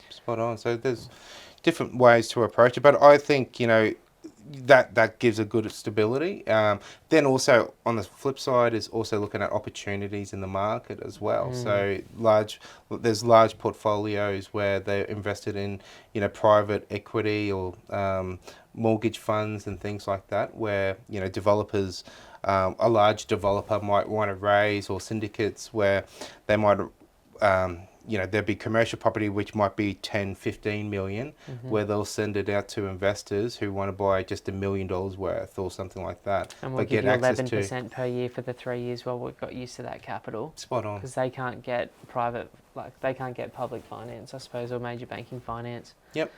So there are different type of investments for wholesale investors who have got that net position of 2.5 million or 200 grand per annum over a 2-year period.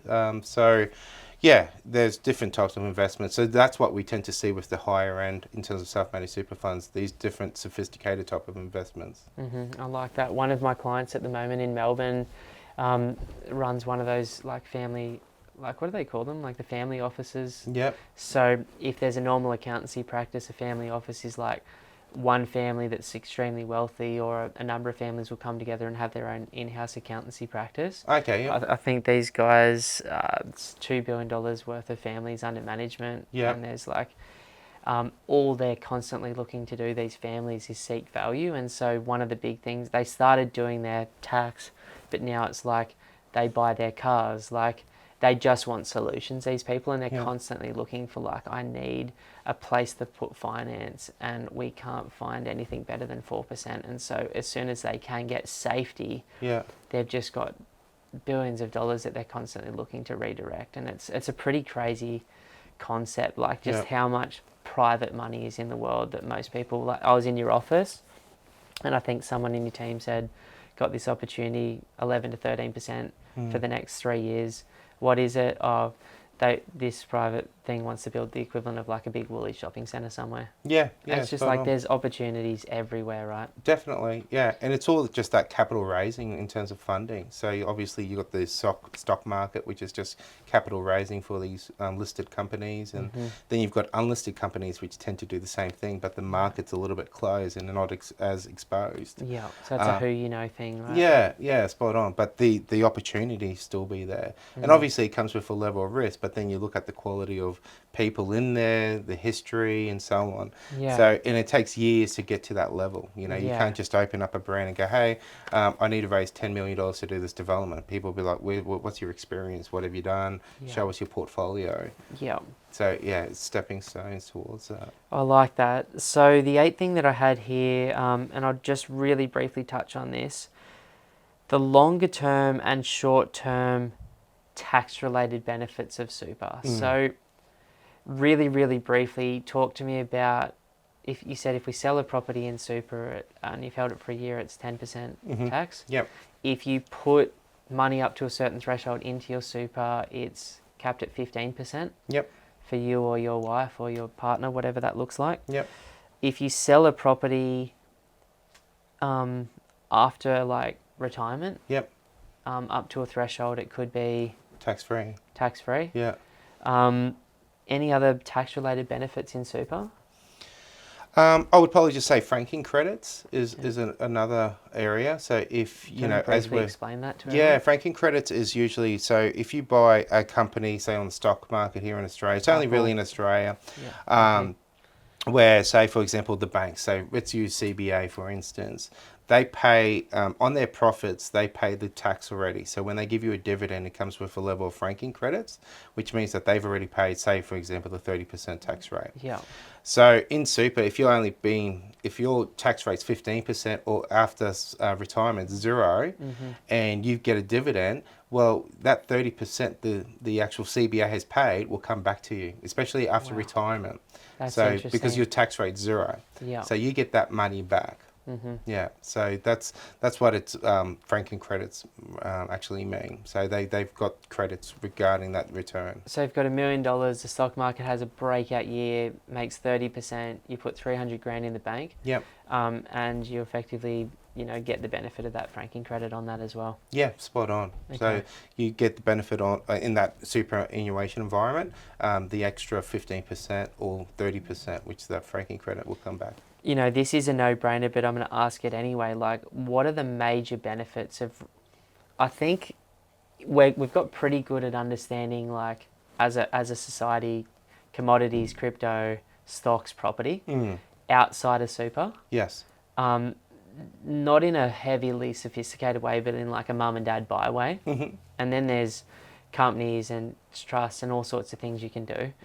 In super, I still feel like we're taking this approach. Like, there's so many people that would love to have 300k in their account right now outside of super to go buy another property, but they've got some shitty super company that when they were like me pouring beers at Hospitality, the local bottle said I should work with, that I stayed with for 20 years, or I'm with an industry super fund that my employer picked for me, and I didn't know they were charging me 2% on everything that I was making, or 3%. Spot on.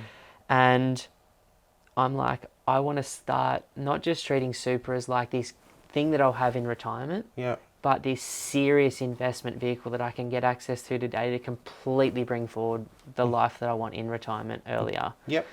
What are the benefits of super for people that you see that start at 30 or 40 with a really clear plan to 60 versus the people that just arrive at 60 without using it for what it is, which is basically money that forces you to be an investor with it because you can't touch until you're a certain age? Definitely. I see that it becomes harder because the rules of putting more money into super have been restricted. Yeah. So it becomes a lot more difficult of putting more money into super. If you're waiting late. Yeah. So if you're, say, in your late 40s or 50s, and then all of a sudden you've neglected your super and you really want to build it up, Yeah. you can still do it, but it's a lot easier if you did it in your 20s. And even if you just put an extra 2% in of your wage and just chipping away at it, or just had it in the back of your mind, checking out the fees or the investments, and just have that little bit of extra involvement in it, makes a huge difference. It's mind-blowing in terms of the difference. I was working with a builder in Sydney this week. He's earning good money, like 200k base at 29, 50 to 100 grand a year of bonuses based on performance of the company. Yeah. And on his performance bonuses, he's paying 45% tax. Yeah. And he had no idea that I could introduce him to you and you could talk about paying 15% on that if he didn't need the immediate use of those funds in his day-to-day life now. Yeah. Or not all of that, but like I'm like, I I didn't even know that was there until, you know, 3-4 years ago. And it's like, I'm in this game every day. It's just like, we don't know what we don't know. That's right. And, like if you could say that, hey, if you put, say, 10 or 15 grand into your super fund on top of your super contributions, let's just say that for an example, and you're going to get a 15% return straight away. It's not even invested. That's just straight off the bat. Yeah. You would jump at a chance. 100%. 15% is guaranteed, because all you're doing is saving tax. Smash the performance of every asset class in history. And then if you do that over 10 years, it's huge. And then you're getting leverage on that, or if you're not, just getting great returns through like indexes. Yeah. What other benefits are there to people to like really start considering this as a serious option, whether that's getting more serious about, at least their fees in their current fund and getting a review with someone like you on that. Yep. Making sure that they've got the things like the life insurances in place just in case something worst case happens, but also people that are more serious, like this is the year, I can't do anything outside of super, but I've got 300, 400, 500k, let's get one or two really high quality assets. Yep. Maybe it's not the $1.6 million house in Sydney, but it could be the 700k equivalent in Melbourne. Yep. Or the 800k equivalent in Brisbane. Yeah, definitely.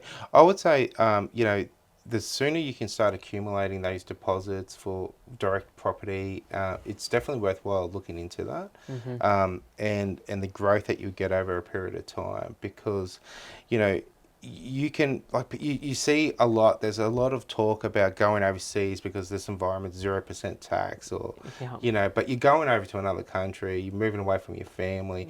We have an environment here, it's called super, where you get those tax benefits. It may not be 0% when you're accumulating, but it is when you 15%. You know what I mean? Day, but bro. when you retire at 60, it is. Yeah. So utilizing that and focusing on that and having a good balance, I think it gives you a set of peace of mind. Like if you're at an age where, even 10 or 20 years out from super, like where you can access it, you at least that gives you a peace of mind that you've got retirement sorted, and you can actually buy items in there where you can actually have it direct. So say your commercial premises for your business, there's 5% in-house assets rules as well, in terms of you can actually utilize 5% of your super fund for your own personal as well. So there's all sorts of different rules around that, and it's just a matter of people are afraid from what I see, people, because they don't understand it, or they don't trust the government, or they're changing the rules,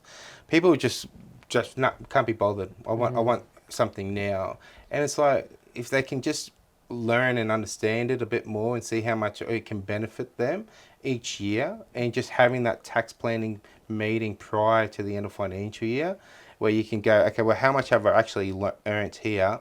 And if I put, say, 10 or 15 grand into super, I'm going to save 5 or 10 grand in tax. Like, it's a no-brainer. I tend to see it as a no-brainer. Completely. And I think when super was originally established in Australia, no one had ever thought retirement planning outside of the small number of people that didn't end up on the pension at the time that were self-made. Yeah. Or if you weren't self-made, you'd give yourself the biggest possible bridge you can, normally from your own home, when you sold it and downsized until you ran out of that and got on the pension. Yeah. And I think that mindset is flooded the current market, and that's why I want to do these videos with you each month where we like really, really deep dive into like the questions that I just have as a fan of like learning more around how can I use this asset class to completely change my stars. Yep. So what if you use super to, worst case scenario, be completely financially free, and then everything you're doing outside of super is the same as it is for you and me, just a game, just for fun. Yep. I want to buy my kids, my goal now is I'm going to pay for my kids' houses in their 30s. Yep. After they've gone through the trades or the unis or the businesses and the breakups and the young family, and it's just hard. Yeah. If someone comes over the top at 32 and goes, well done for busting your ass, but I'm going to give you the gift of the next 15 years of not having to do that. Yeah. So bust your ass if you want to, but do it doing something that you love and something that's meaningful, and not worrying about paying $1,000 or $2,000 a week in extra household costs that all of your friends have to. And those sorts of things are like, there has to be a reason, even if you've achieved everything or more than you ever thought you could, to re-spark that I'm alive and I'm here and I'm young, and I have to serve and I have to contribute and I have to find purpose in that to have meaning as you age. Yeah. Like I read this great book, it's up there, Strength to Strength, and it's about the transition from 20s and 30s into your 40s, and that transition of like the happiest people in the world that lived a great second half of their life. And you can ego it, ambition it, bust your ass in your early days. Yeah. You know, up until a point, but that becomes like diminishing returns on happiness, not diminishing returns on financial freedom or wealth creation, but it's just this, that you've had enough dopamine to like not get the same response. And what they suggested as on a alternative route is continue to do that, but not for the number. Like I know when you sign up a new mortgage broking client now, like, it's not like, yes, I got another one. It's like, yes, I helped that dude and it's going to help me and my family as well. Yeah. And it's like, what can I give to them? But also I'll get the benefit of helping another human, and the market rewards that. Yeah. And so it's like figuring out your values and then transitioning to service and helping people. And I think what financial freedom has given me more than anything else, or at least the mindset of it, because as you know now, I sold that freedom and I've just bought an expensive home. But so I'm back on the stone again, like I'm 20 again right now. But that it's the freedom to do what I want to do and serve. Yeah. And it's not just about the bucks, but the bucks. Man, I lived off $200 a week for 4 years at uni and borrowed $50 off my roommate. Like, yeah, I choose this over that, bro. Not all gone through that, but I think as blokes, like we can have a simple life. Like, and I shouldn't say just blokes, but you know, I think anyone who's gone through it, like you can simplify it, but you know, at the end of the day, when you have your family, you got, you know, that lifestyle, and you know, when you work so hard, it's nice to also reward yourself. My mum booked the 4 seasons for me for my honeymoon. Yeah. Because she was in the travel industry. I got it for 10 cents in the dollar. Oh. And I had this like I think it was a $12,000 a night penthouse for like $1,200. How good is that? It fucked me up because I didn't know what was out there. Right? I stayed there for 3 days and I said to my wife, I'm never going to a place again without fruit in the water. Yeah. Like, I'd never experienced anything like that. I didn't even know what was out there. And then when you're exposed to it, that's a reason to work. Like, once every few years, getting this experience that most people can't imagine. Yeah. And sometimes I say to people that sometimes if that's a motivator to make you put that extra, 5 hours a week in or whatever it might be, or 10 hours a week in, just because hey, I've got a holiday booked or I'm going somewhere nice. That to me drives. It's a matter of just finding that driving factor. Yeah. Putting that what allows you to put that little bit extra in, but you're not seeing it as work because you've got that outcome. And then after you've achieved that, then you can reflect back and go, how can I do that better? How can I reduce it from 10 down to 5? Or, you know what I mean? Yeah, So, like it's about like do extra and get on the extra mile where there's no traffic, and yeah, then automate and simplify back to the lowest, most efficient dose through tech, yeah, through other people's time, through other people's money, yeah, and through just digging in constantly. Like I find a lot of people listen to stuff for motivation. yeah, I listen to stuff for skill building. yeah, Like I yeah, just want to learn. yeah, At the moment, obviously, people can get confused with the way that you and I both talk. Like there's not this insane amount of back end thinking and work that goes into creating these things. yeah, But like I'm very, very, very interested in getting better with this stuff. Like this is a skill yeah, that I've completely neglected because I'm like, I'm an investor and sharing my story will be enough. yeah. And sharing the knowledge I learn, I'm like, I'm also boring as fuck to listen to and I want to get better at that. Like,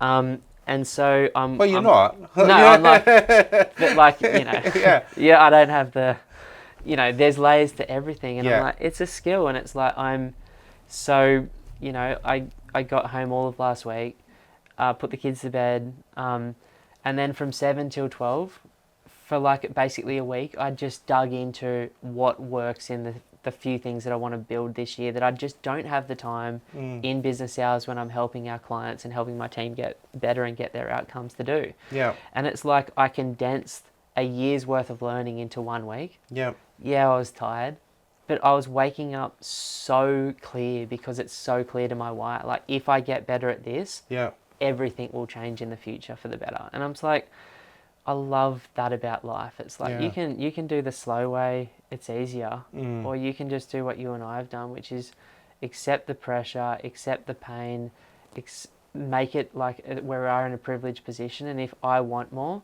then there's more responsibility. But with that comes these things that I couldn't have dreamed of as a kid growing up in, housing commission Sydney vibes. You know what I yeah, mean? One thing I do now is like I normally have about $1,000 in my wallet. yeah, And anytime I'm with the kids, or sometimes individually, just see someone who I'm like, I can tell that guy's having a hard time because he's carrying his home around on his back. yeah, I'm like, bro, do you need anything? Most of the time it's like, yeah, bottle of Coke. yeah, But it's like, oh yeah, I'm walking past the homeless person. I'm like, I can see they're asleep. I'll just chuck a couple $100 in their shoe. yeah, nice. I could never have thought about that. Or Yeah, like on the weekend, it's not the holidays, it's not the car, it's not even the home, it's the choice. Like we're involved in the Everyday Foundation on the coast. Like yeah, we give to them every single week, and then at their annual event, we give them another big chunk. yeah, And I'm giving money to them that it took me through like a year to earn in the old days. Just being like, here you go. Like the more you have to give. yeah, And I'm a squirrel by yeah, nature. So for me, it's like, yeah, yeah, like it's because I'm like, oh, that's a deposit. yeah, But at this event, we booked, like because you can auction like any event you've been to hundreds of them too, and yeah, like, you can auction, and there's a private chef, and on the weekend my wife had her 6 best mates. He came and did a 6-course, 6-hour-long lunch. They paired it with like wines and cocktails at our house. She set it up beautifully. He went nuts. yeah, And that experience, like it's experiences that the money buys. It's not definitely. things. Like Yeah, it's as big as you can think. The things that you want I just believe it can happen with learning. And I think definitely.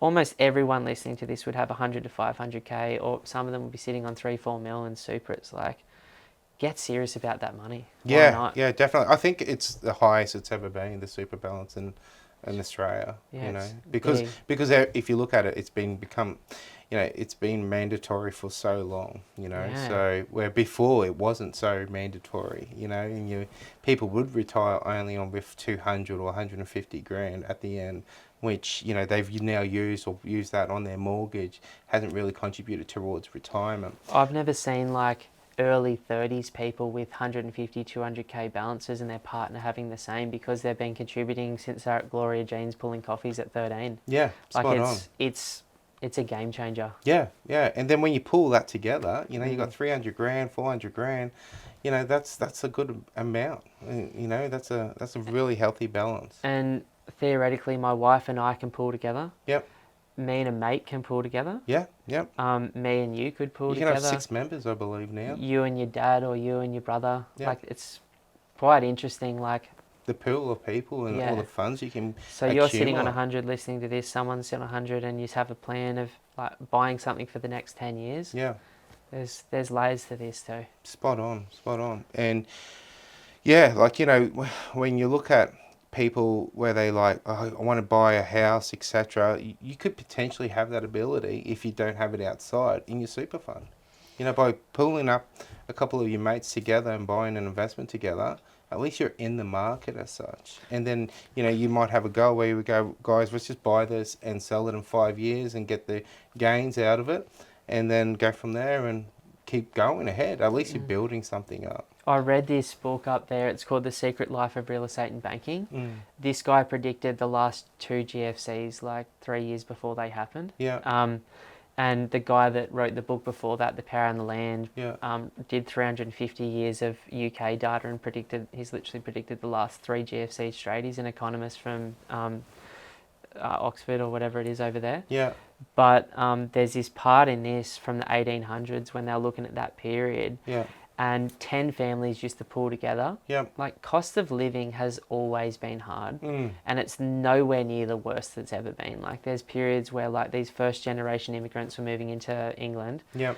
10 families would come together. Yep. And they would basically go into a raffle. All of their savings would go into an account. Yep. And each year, the combination of savings would buy one of the families a home. Yeah, no. And then over the course of the 10 years, all of them were able to buy a home that they would have taken 10 years to get. It would have sucked if you pulled the last straw and you had to wait your 10 years. Yeah, that's it. But then once they all owned them, they just kept putting the money in and paid off everyone's homes It equally. accelerates. And it's like, if that one person lost their job, the Yep. group would support. It's like, it's almost what modern day super is giving us the opportunity to like come together and do something great. 5 extra returns because you're putting down 20% deposit and leveraging. Yeah. And then, if it goes from 500k to $1 million like property in Brisbane, Perth and Adelaide has done in the last 5 years, in the next 5, if you nail the market, may or may not happen, probably won't, but if it did, then you sell it, you pay your tax, and each of you have your own deposit ready to go buy your own place in 5 years. Spot on. Like, it's exciting to me. It is exciting. And that's probably something we don't see a great deal of, is that accumulation of, families coming together. I didn't even know you could do it until you told me about it on the last video we did. I didn't even know. Yeah, so, but I'm surprised because obviously, with the cost of property and everything else, maybe we'll start to see more of it, It can also, like, from a cash flow perspective, I bought my first property in Sydney with 2 mates. Yeah. It made me feel a little bit safer because it's like there's 3 jobs. Yeah. Not all 3 of us are going to lose them on the same day, even though we're all punters coming out of uni or trades. Yeah. It just gave me that, like, I'm only responsible. I know the bank holds me responsible for the whole thing, but in my mind, a third of the debt's mine. Yeah. That's all I have to worry about. Yeah, nice. And yeah, as long as everyone's on the same page, right? Like, Which we weren't and we never are. Yeah. Everyone is when you just buy, made it right? work, though. Yeah, it's like same as you. You get into a point where it's like one person's position. I wanted to keep going and it was stopping my servicing, and I'm Gotcha. like, we got to sell. Yeah. That's why, like, the right people, I'm assuming, is deadly important, and the right plan and like a written commitment. Yeah. Because someone's wife will come in and change stuff up. Definitely. There's always something that comes up. And that's one thing which, like, I haven't done a great deal of it myself. And I guess, that's probably the next stage which I'm really excited about with the kids, is that they're creating these great opportunities from themselves, and I'm just looking forward to where I can go to them and go. And they're probably telling me to, piss off or no. You just want to spike your borrowing capacity with those dentist wages, don't you? Yeah, pretty much. In super. Yeah, like I get access to all the Medicare policies for lending. So, but 5% deposits are back, baby. No more am I. that's it. Can I get You want access free to all stamp that? duty as well? So I'm looking forward to sitting down with them, and hopefully they will listen to me course at they the will. time, and I'm sure they probably will, and say, look, guys, you're earning good money. Let's pull our funds all together and look at an opportunity. And just take baby steps. Don't launch into something massive, and then just take baby steps. And I'm really excited in that next stage as well. Yeah. Well, it helps set them up, and then ultimately, you're in a position where with or without this super, you're sweet. Yeah. So the super ends up getting passed to them, and then they're sweet. It's an easy vehicle, I'm assuming, to just transfer the names across. Yep. Well, they're actually in our super. Yeah, they'll already. be part of it. Okay. Yeah, cool. they're already in our super. So when we bought the latest commercial property, it was quite funny because they're signing all these loan documents, and they're like, well, that's a decent number. Are Like, these your kids over the age of 18, or you've got yeah, your year over 8 18. kids? Yeah, over 18. And I said, mate, just sign it. Like, it's all good. Like, we'll look after it. What is this? Nothing but your life, son. Yeah, pretty much. Pretty much. So they're actually on the loan too. That's cool. Yeah, but, at least they're... What was the intent for that behind that? Is there some sort of down the line financial benefit, or is just encourage them to be a part of it early? Yeah, just to encourage them to be part of it early and get them to... really just like that way, when they finish work and they're contributing money towards super, we can decide either set that money aside for another investment and have that clearly understand that that's separate or that's combined. So we haven't gone to that level of discussion yet around it all, but at least they can see that they're contributing towards all of this anyway. That's really cool. Yeah. Like I've got a client down there in Brizzy at the moment. He runs a pretty similar accountancy practice, The Pool. Like the accountancy, you guys got 60 odd staff or something, right? Yeah, close to that. Like, so big enough. Like I know that there's senior partners in that practice that are balling, right, in stocks and stuff. Like very sophisticated people. But the cool thing about a practice at a certain size is you get high value people bringing in different ideas that you might not have never seen, and that information gets shared to people that wouldn't get access to it. Like, I think that's the big difference between your local H&R block or dude from his garage at home versus senior partner having $50 million of stocks and another one having $30 million of property. It's like there's lessons there. Yeah, no, I totally agree. Like when we have other firms coming over and say, look, we've got this investment. What are your thoughts on it? We'll crush all the numbers and either say yes or no, and say, it may not be for our clients or yes, it is, etc. So ideas are coming to you from the network, but this guy, he probably does $1 or $2 million bucks a year as a 25% shareholder in his firm. Like it's a good firm. Yeah. And then he set up a super. He's got 4 kids, doctors, lawyers, solicitors. Yep. Basically, they're all in their 20s now. They're all a part of it. They've just come together as a unit. Yeah. They're all contributing equal amounts, but Yeah. he had this obviously huge chunk from his working life in there. Yeah. And it's just broken up like unit as a percentage of. Now all of their incomes are going towards servicing. So there's like $3 million a year of income in it. Yeah. There's the contributions from 4 of them earning 150 to 200 grand a year that are just, so 80 grand's going in plus his contributions, and then there's already assets inside it. Yep. And I was just like, man, I love the idea of doing that for my family. And then ultimately, if you don't need the super money in our lifetime, which super might just be like a plan B. Yeah, spot on. There's that passed straight over to the kids. Yeah. And that's pretty cool. Like I think legacy stuff. Definitely. And like if you look at property and deals like developments, like interest rates, like the bank's loan kills a deal potentially. Or you pay 500, but if you were to pay that loan off over 30 years, you've basically paid $1 million or 1.2 million. Yeah. So the interest and all of that. So by accumulating more money and not relying on that interest, that money is saved. Predominantly, and it accumulates quicker, and it's just like one of those mass grass, it just grows. Yeah, without a doubt. Yeah, so at a faster rate. I think that's important, right? Because there's the effectively we want the property's performance to be beating like inflation, but we also want it to be beating the interest that you're paying the bank back consistently over the long term. And it's like I'm obsessed with one thing, and I think it's the difference between myself and most of the clients that I've ever met. Yep. I'm obsessed with leveraging up so that I can use these partner properties to wipe debt. And Yep. so it's like my approach has always been like we paid off our home when I was 30 or 31. Yep.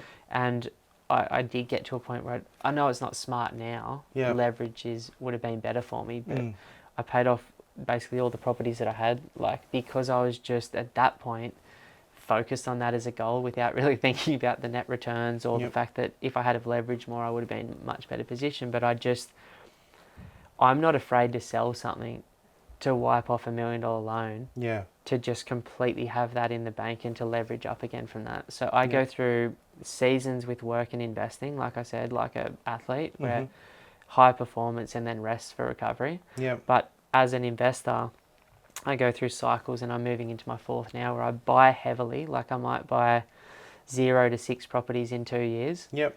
Chill, rinse markets. Like I've always been good at picking the place before it goes because of the data set that I use. Yep. And then, you know, if the normal property for the normal punter takes 15 years to double, like every area that I've ever bought has doubled within the first 5 years that I've bought it because of the 10-year versus the long-term growth rate. Yeah. So here, just not for you, you know how to do it, but if an area has averaged 9% a year for the last 30 years and the wider Australian market's averaged 8% a year for the last 30 years, and then I can find Sydney, when I started to buy it, had done less than 1% a year for the 9 years before that. Yeah. And then the Central Coast had done less than 2%. And when I started to buy Brisbane and the Sunny Coast for myself and clients, most suburbs had done less than 2% a year for 10 years. Yeah. So I'm just picking up something that's historically done extremely well with that's something that no one's thought about. Like Melbourne's the place no one's thinking about now. Yep. That was Perth 5 years ago, Brisbane 6 years ago, Adelaide 5 years ago, Sydney 15. And turning it around. And that attention that's over there that might result in 30% growth this year in Perth will end up finding its way into Melbourne when they go, oh, Perth's 1.2 and Melbourne's 700. Yeah. Fuck. There's nothing wrong with Brisbane or Perth or Adelaide or Sydney or Melbourne. It's just like the attention is somewhere else, and I pick up where the attention isn't. But I think, where was I going with that rant? Was there a point to that? Oh, I think it's just... I had something to say that was the story. I don't know why. I think it's just more picking that opportunity, like doing something with your funds, isn't it? Like, yeah, it's like using the partner properties to get there sooner. It's like if you could chip away for 30 years, but if you can find a second solution where you can get rid of the debt on your properties you want to hold in 7 years, like why the hell wouldn't you do it? Yeah, definitely. And also, like, I think, now, like, I don't know, maybe it's needed more now than ever, I feel, because, back in the 80s, right, if you look at it, Sydney was almost very close to all the major cities, and then it started to take off around the late 80s, you know, and it started to accelerate. But all the other places were still, like, so what I'm trying to say here is that now that the cost of buying a property has all risen in all major cities, I guess it comes down to that scenario where you've got to look for value more than ever. Yeah.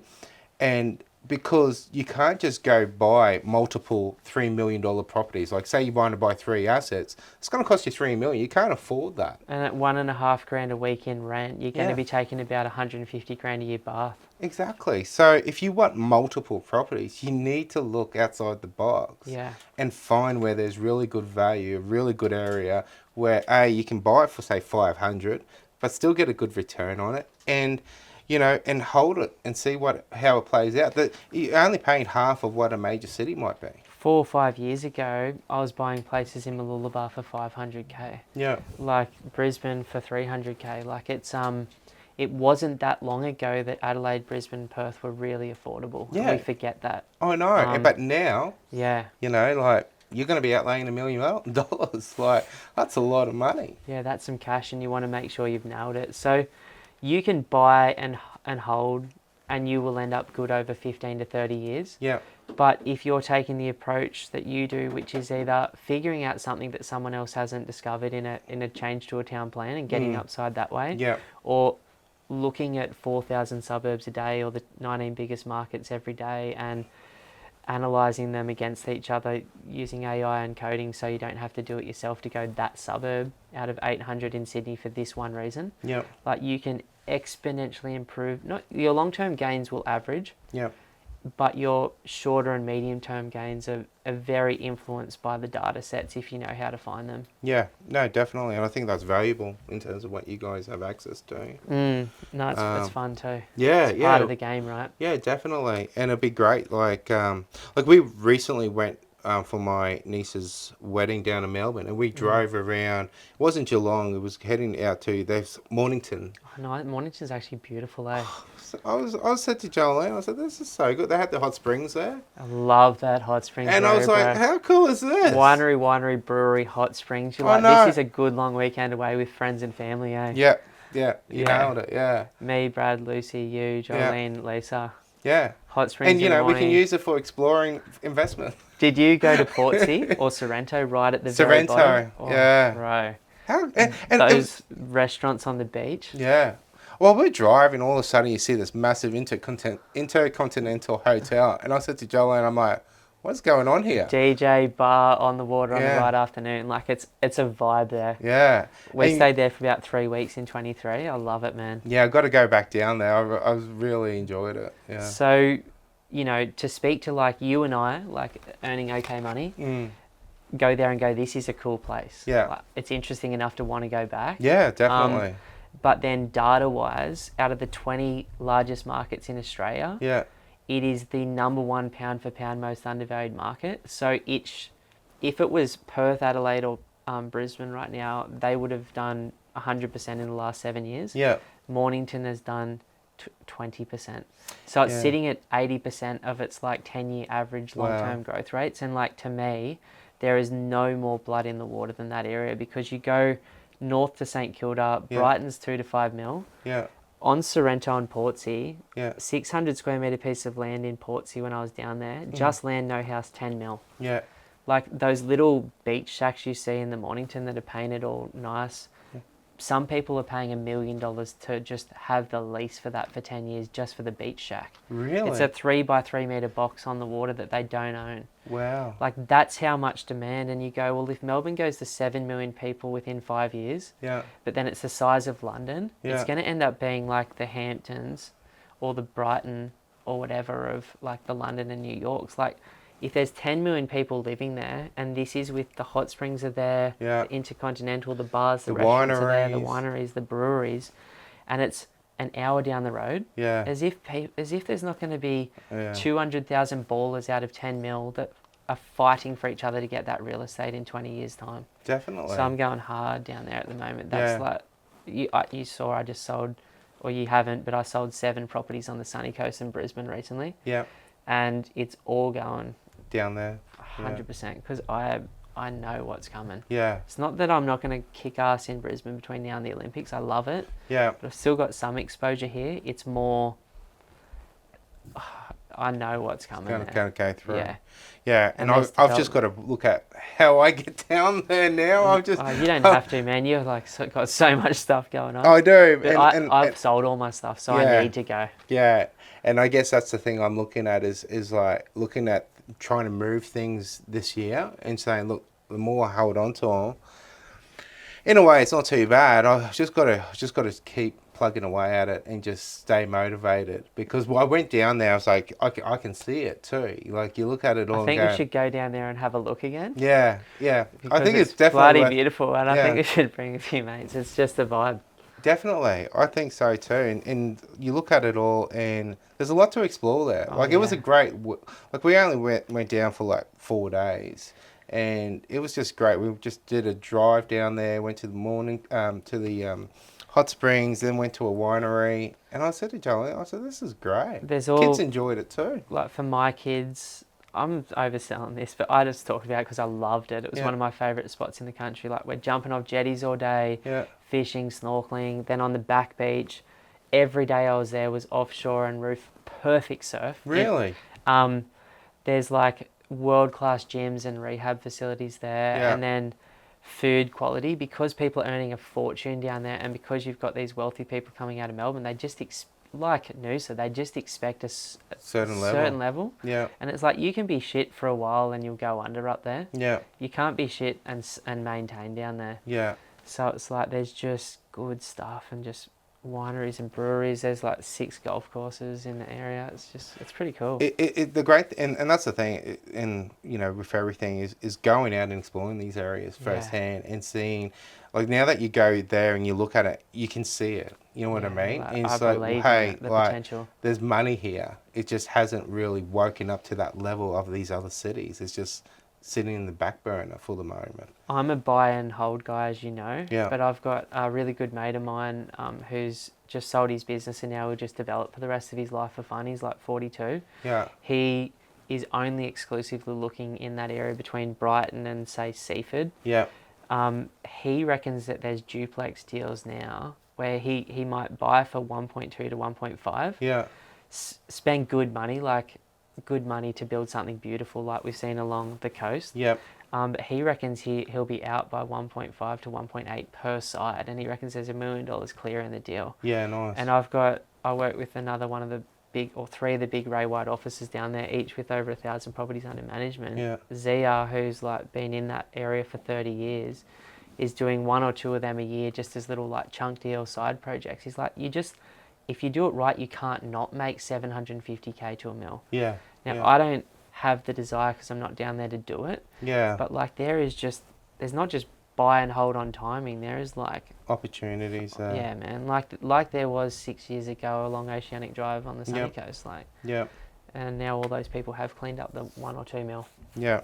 It's exciting, but I've got to leave it there because I know you've got a business to run. Yeah, definitely. Thank you so much for coming on board. Pleasure. It's great to have this discussion with you again, and yeah, I really enjoy it. Thank you. For anyone that's still listening, the next video I want to do with you is the how to 5x your returns in your super fund in the next year. Yep. Clicky title, I get it, but we will show you through leverage using a compound growth calculator exactly what we're talking about and how to significantly increase the gains in super just from using leverage into property. Yeah, perfect. Look forward to it. Keen, mate. Thank you. No worries. Pleasure. Thank you. It was all a dream.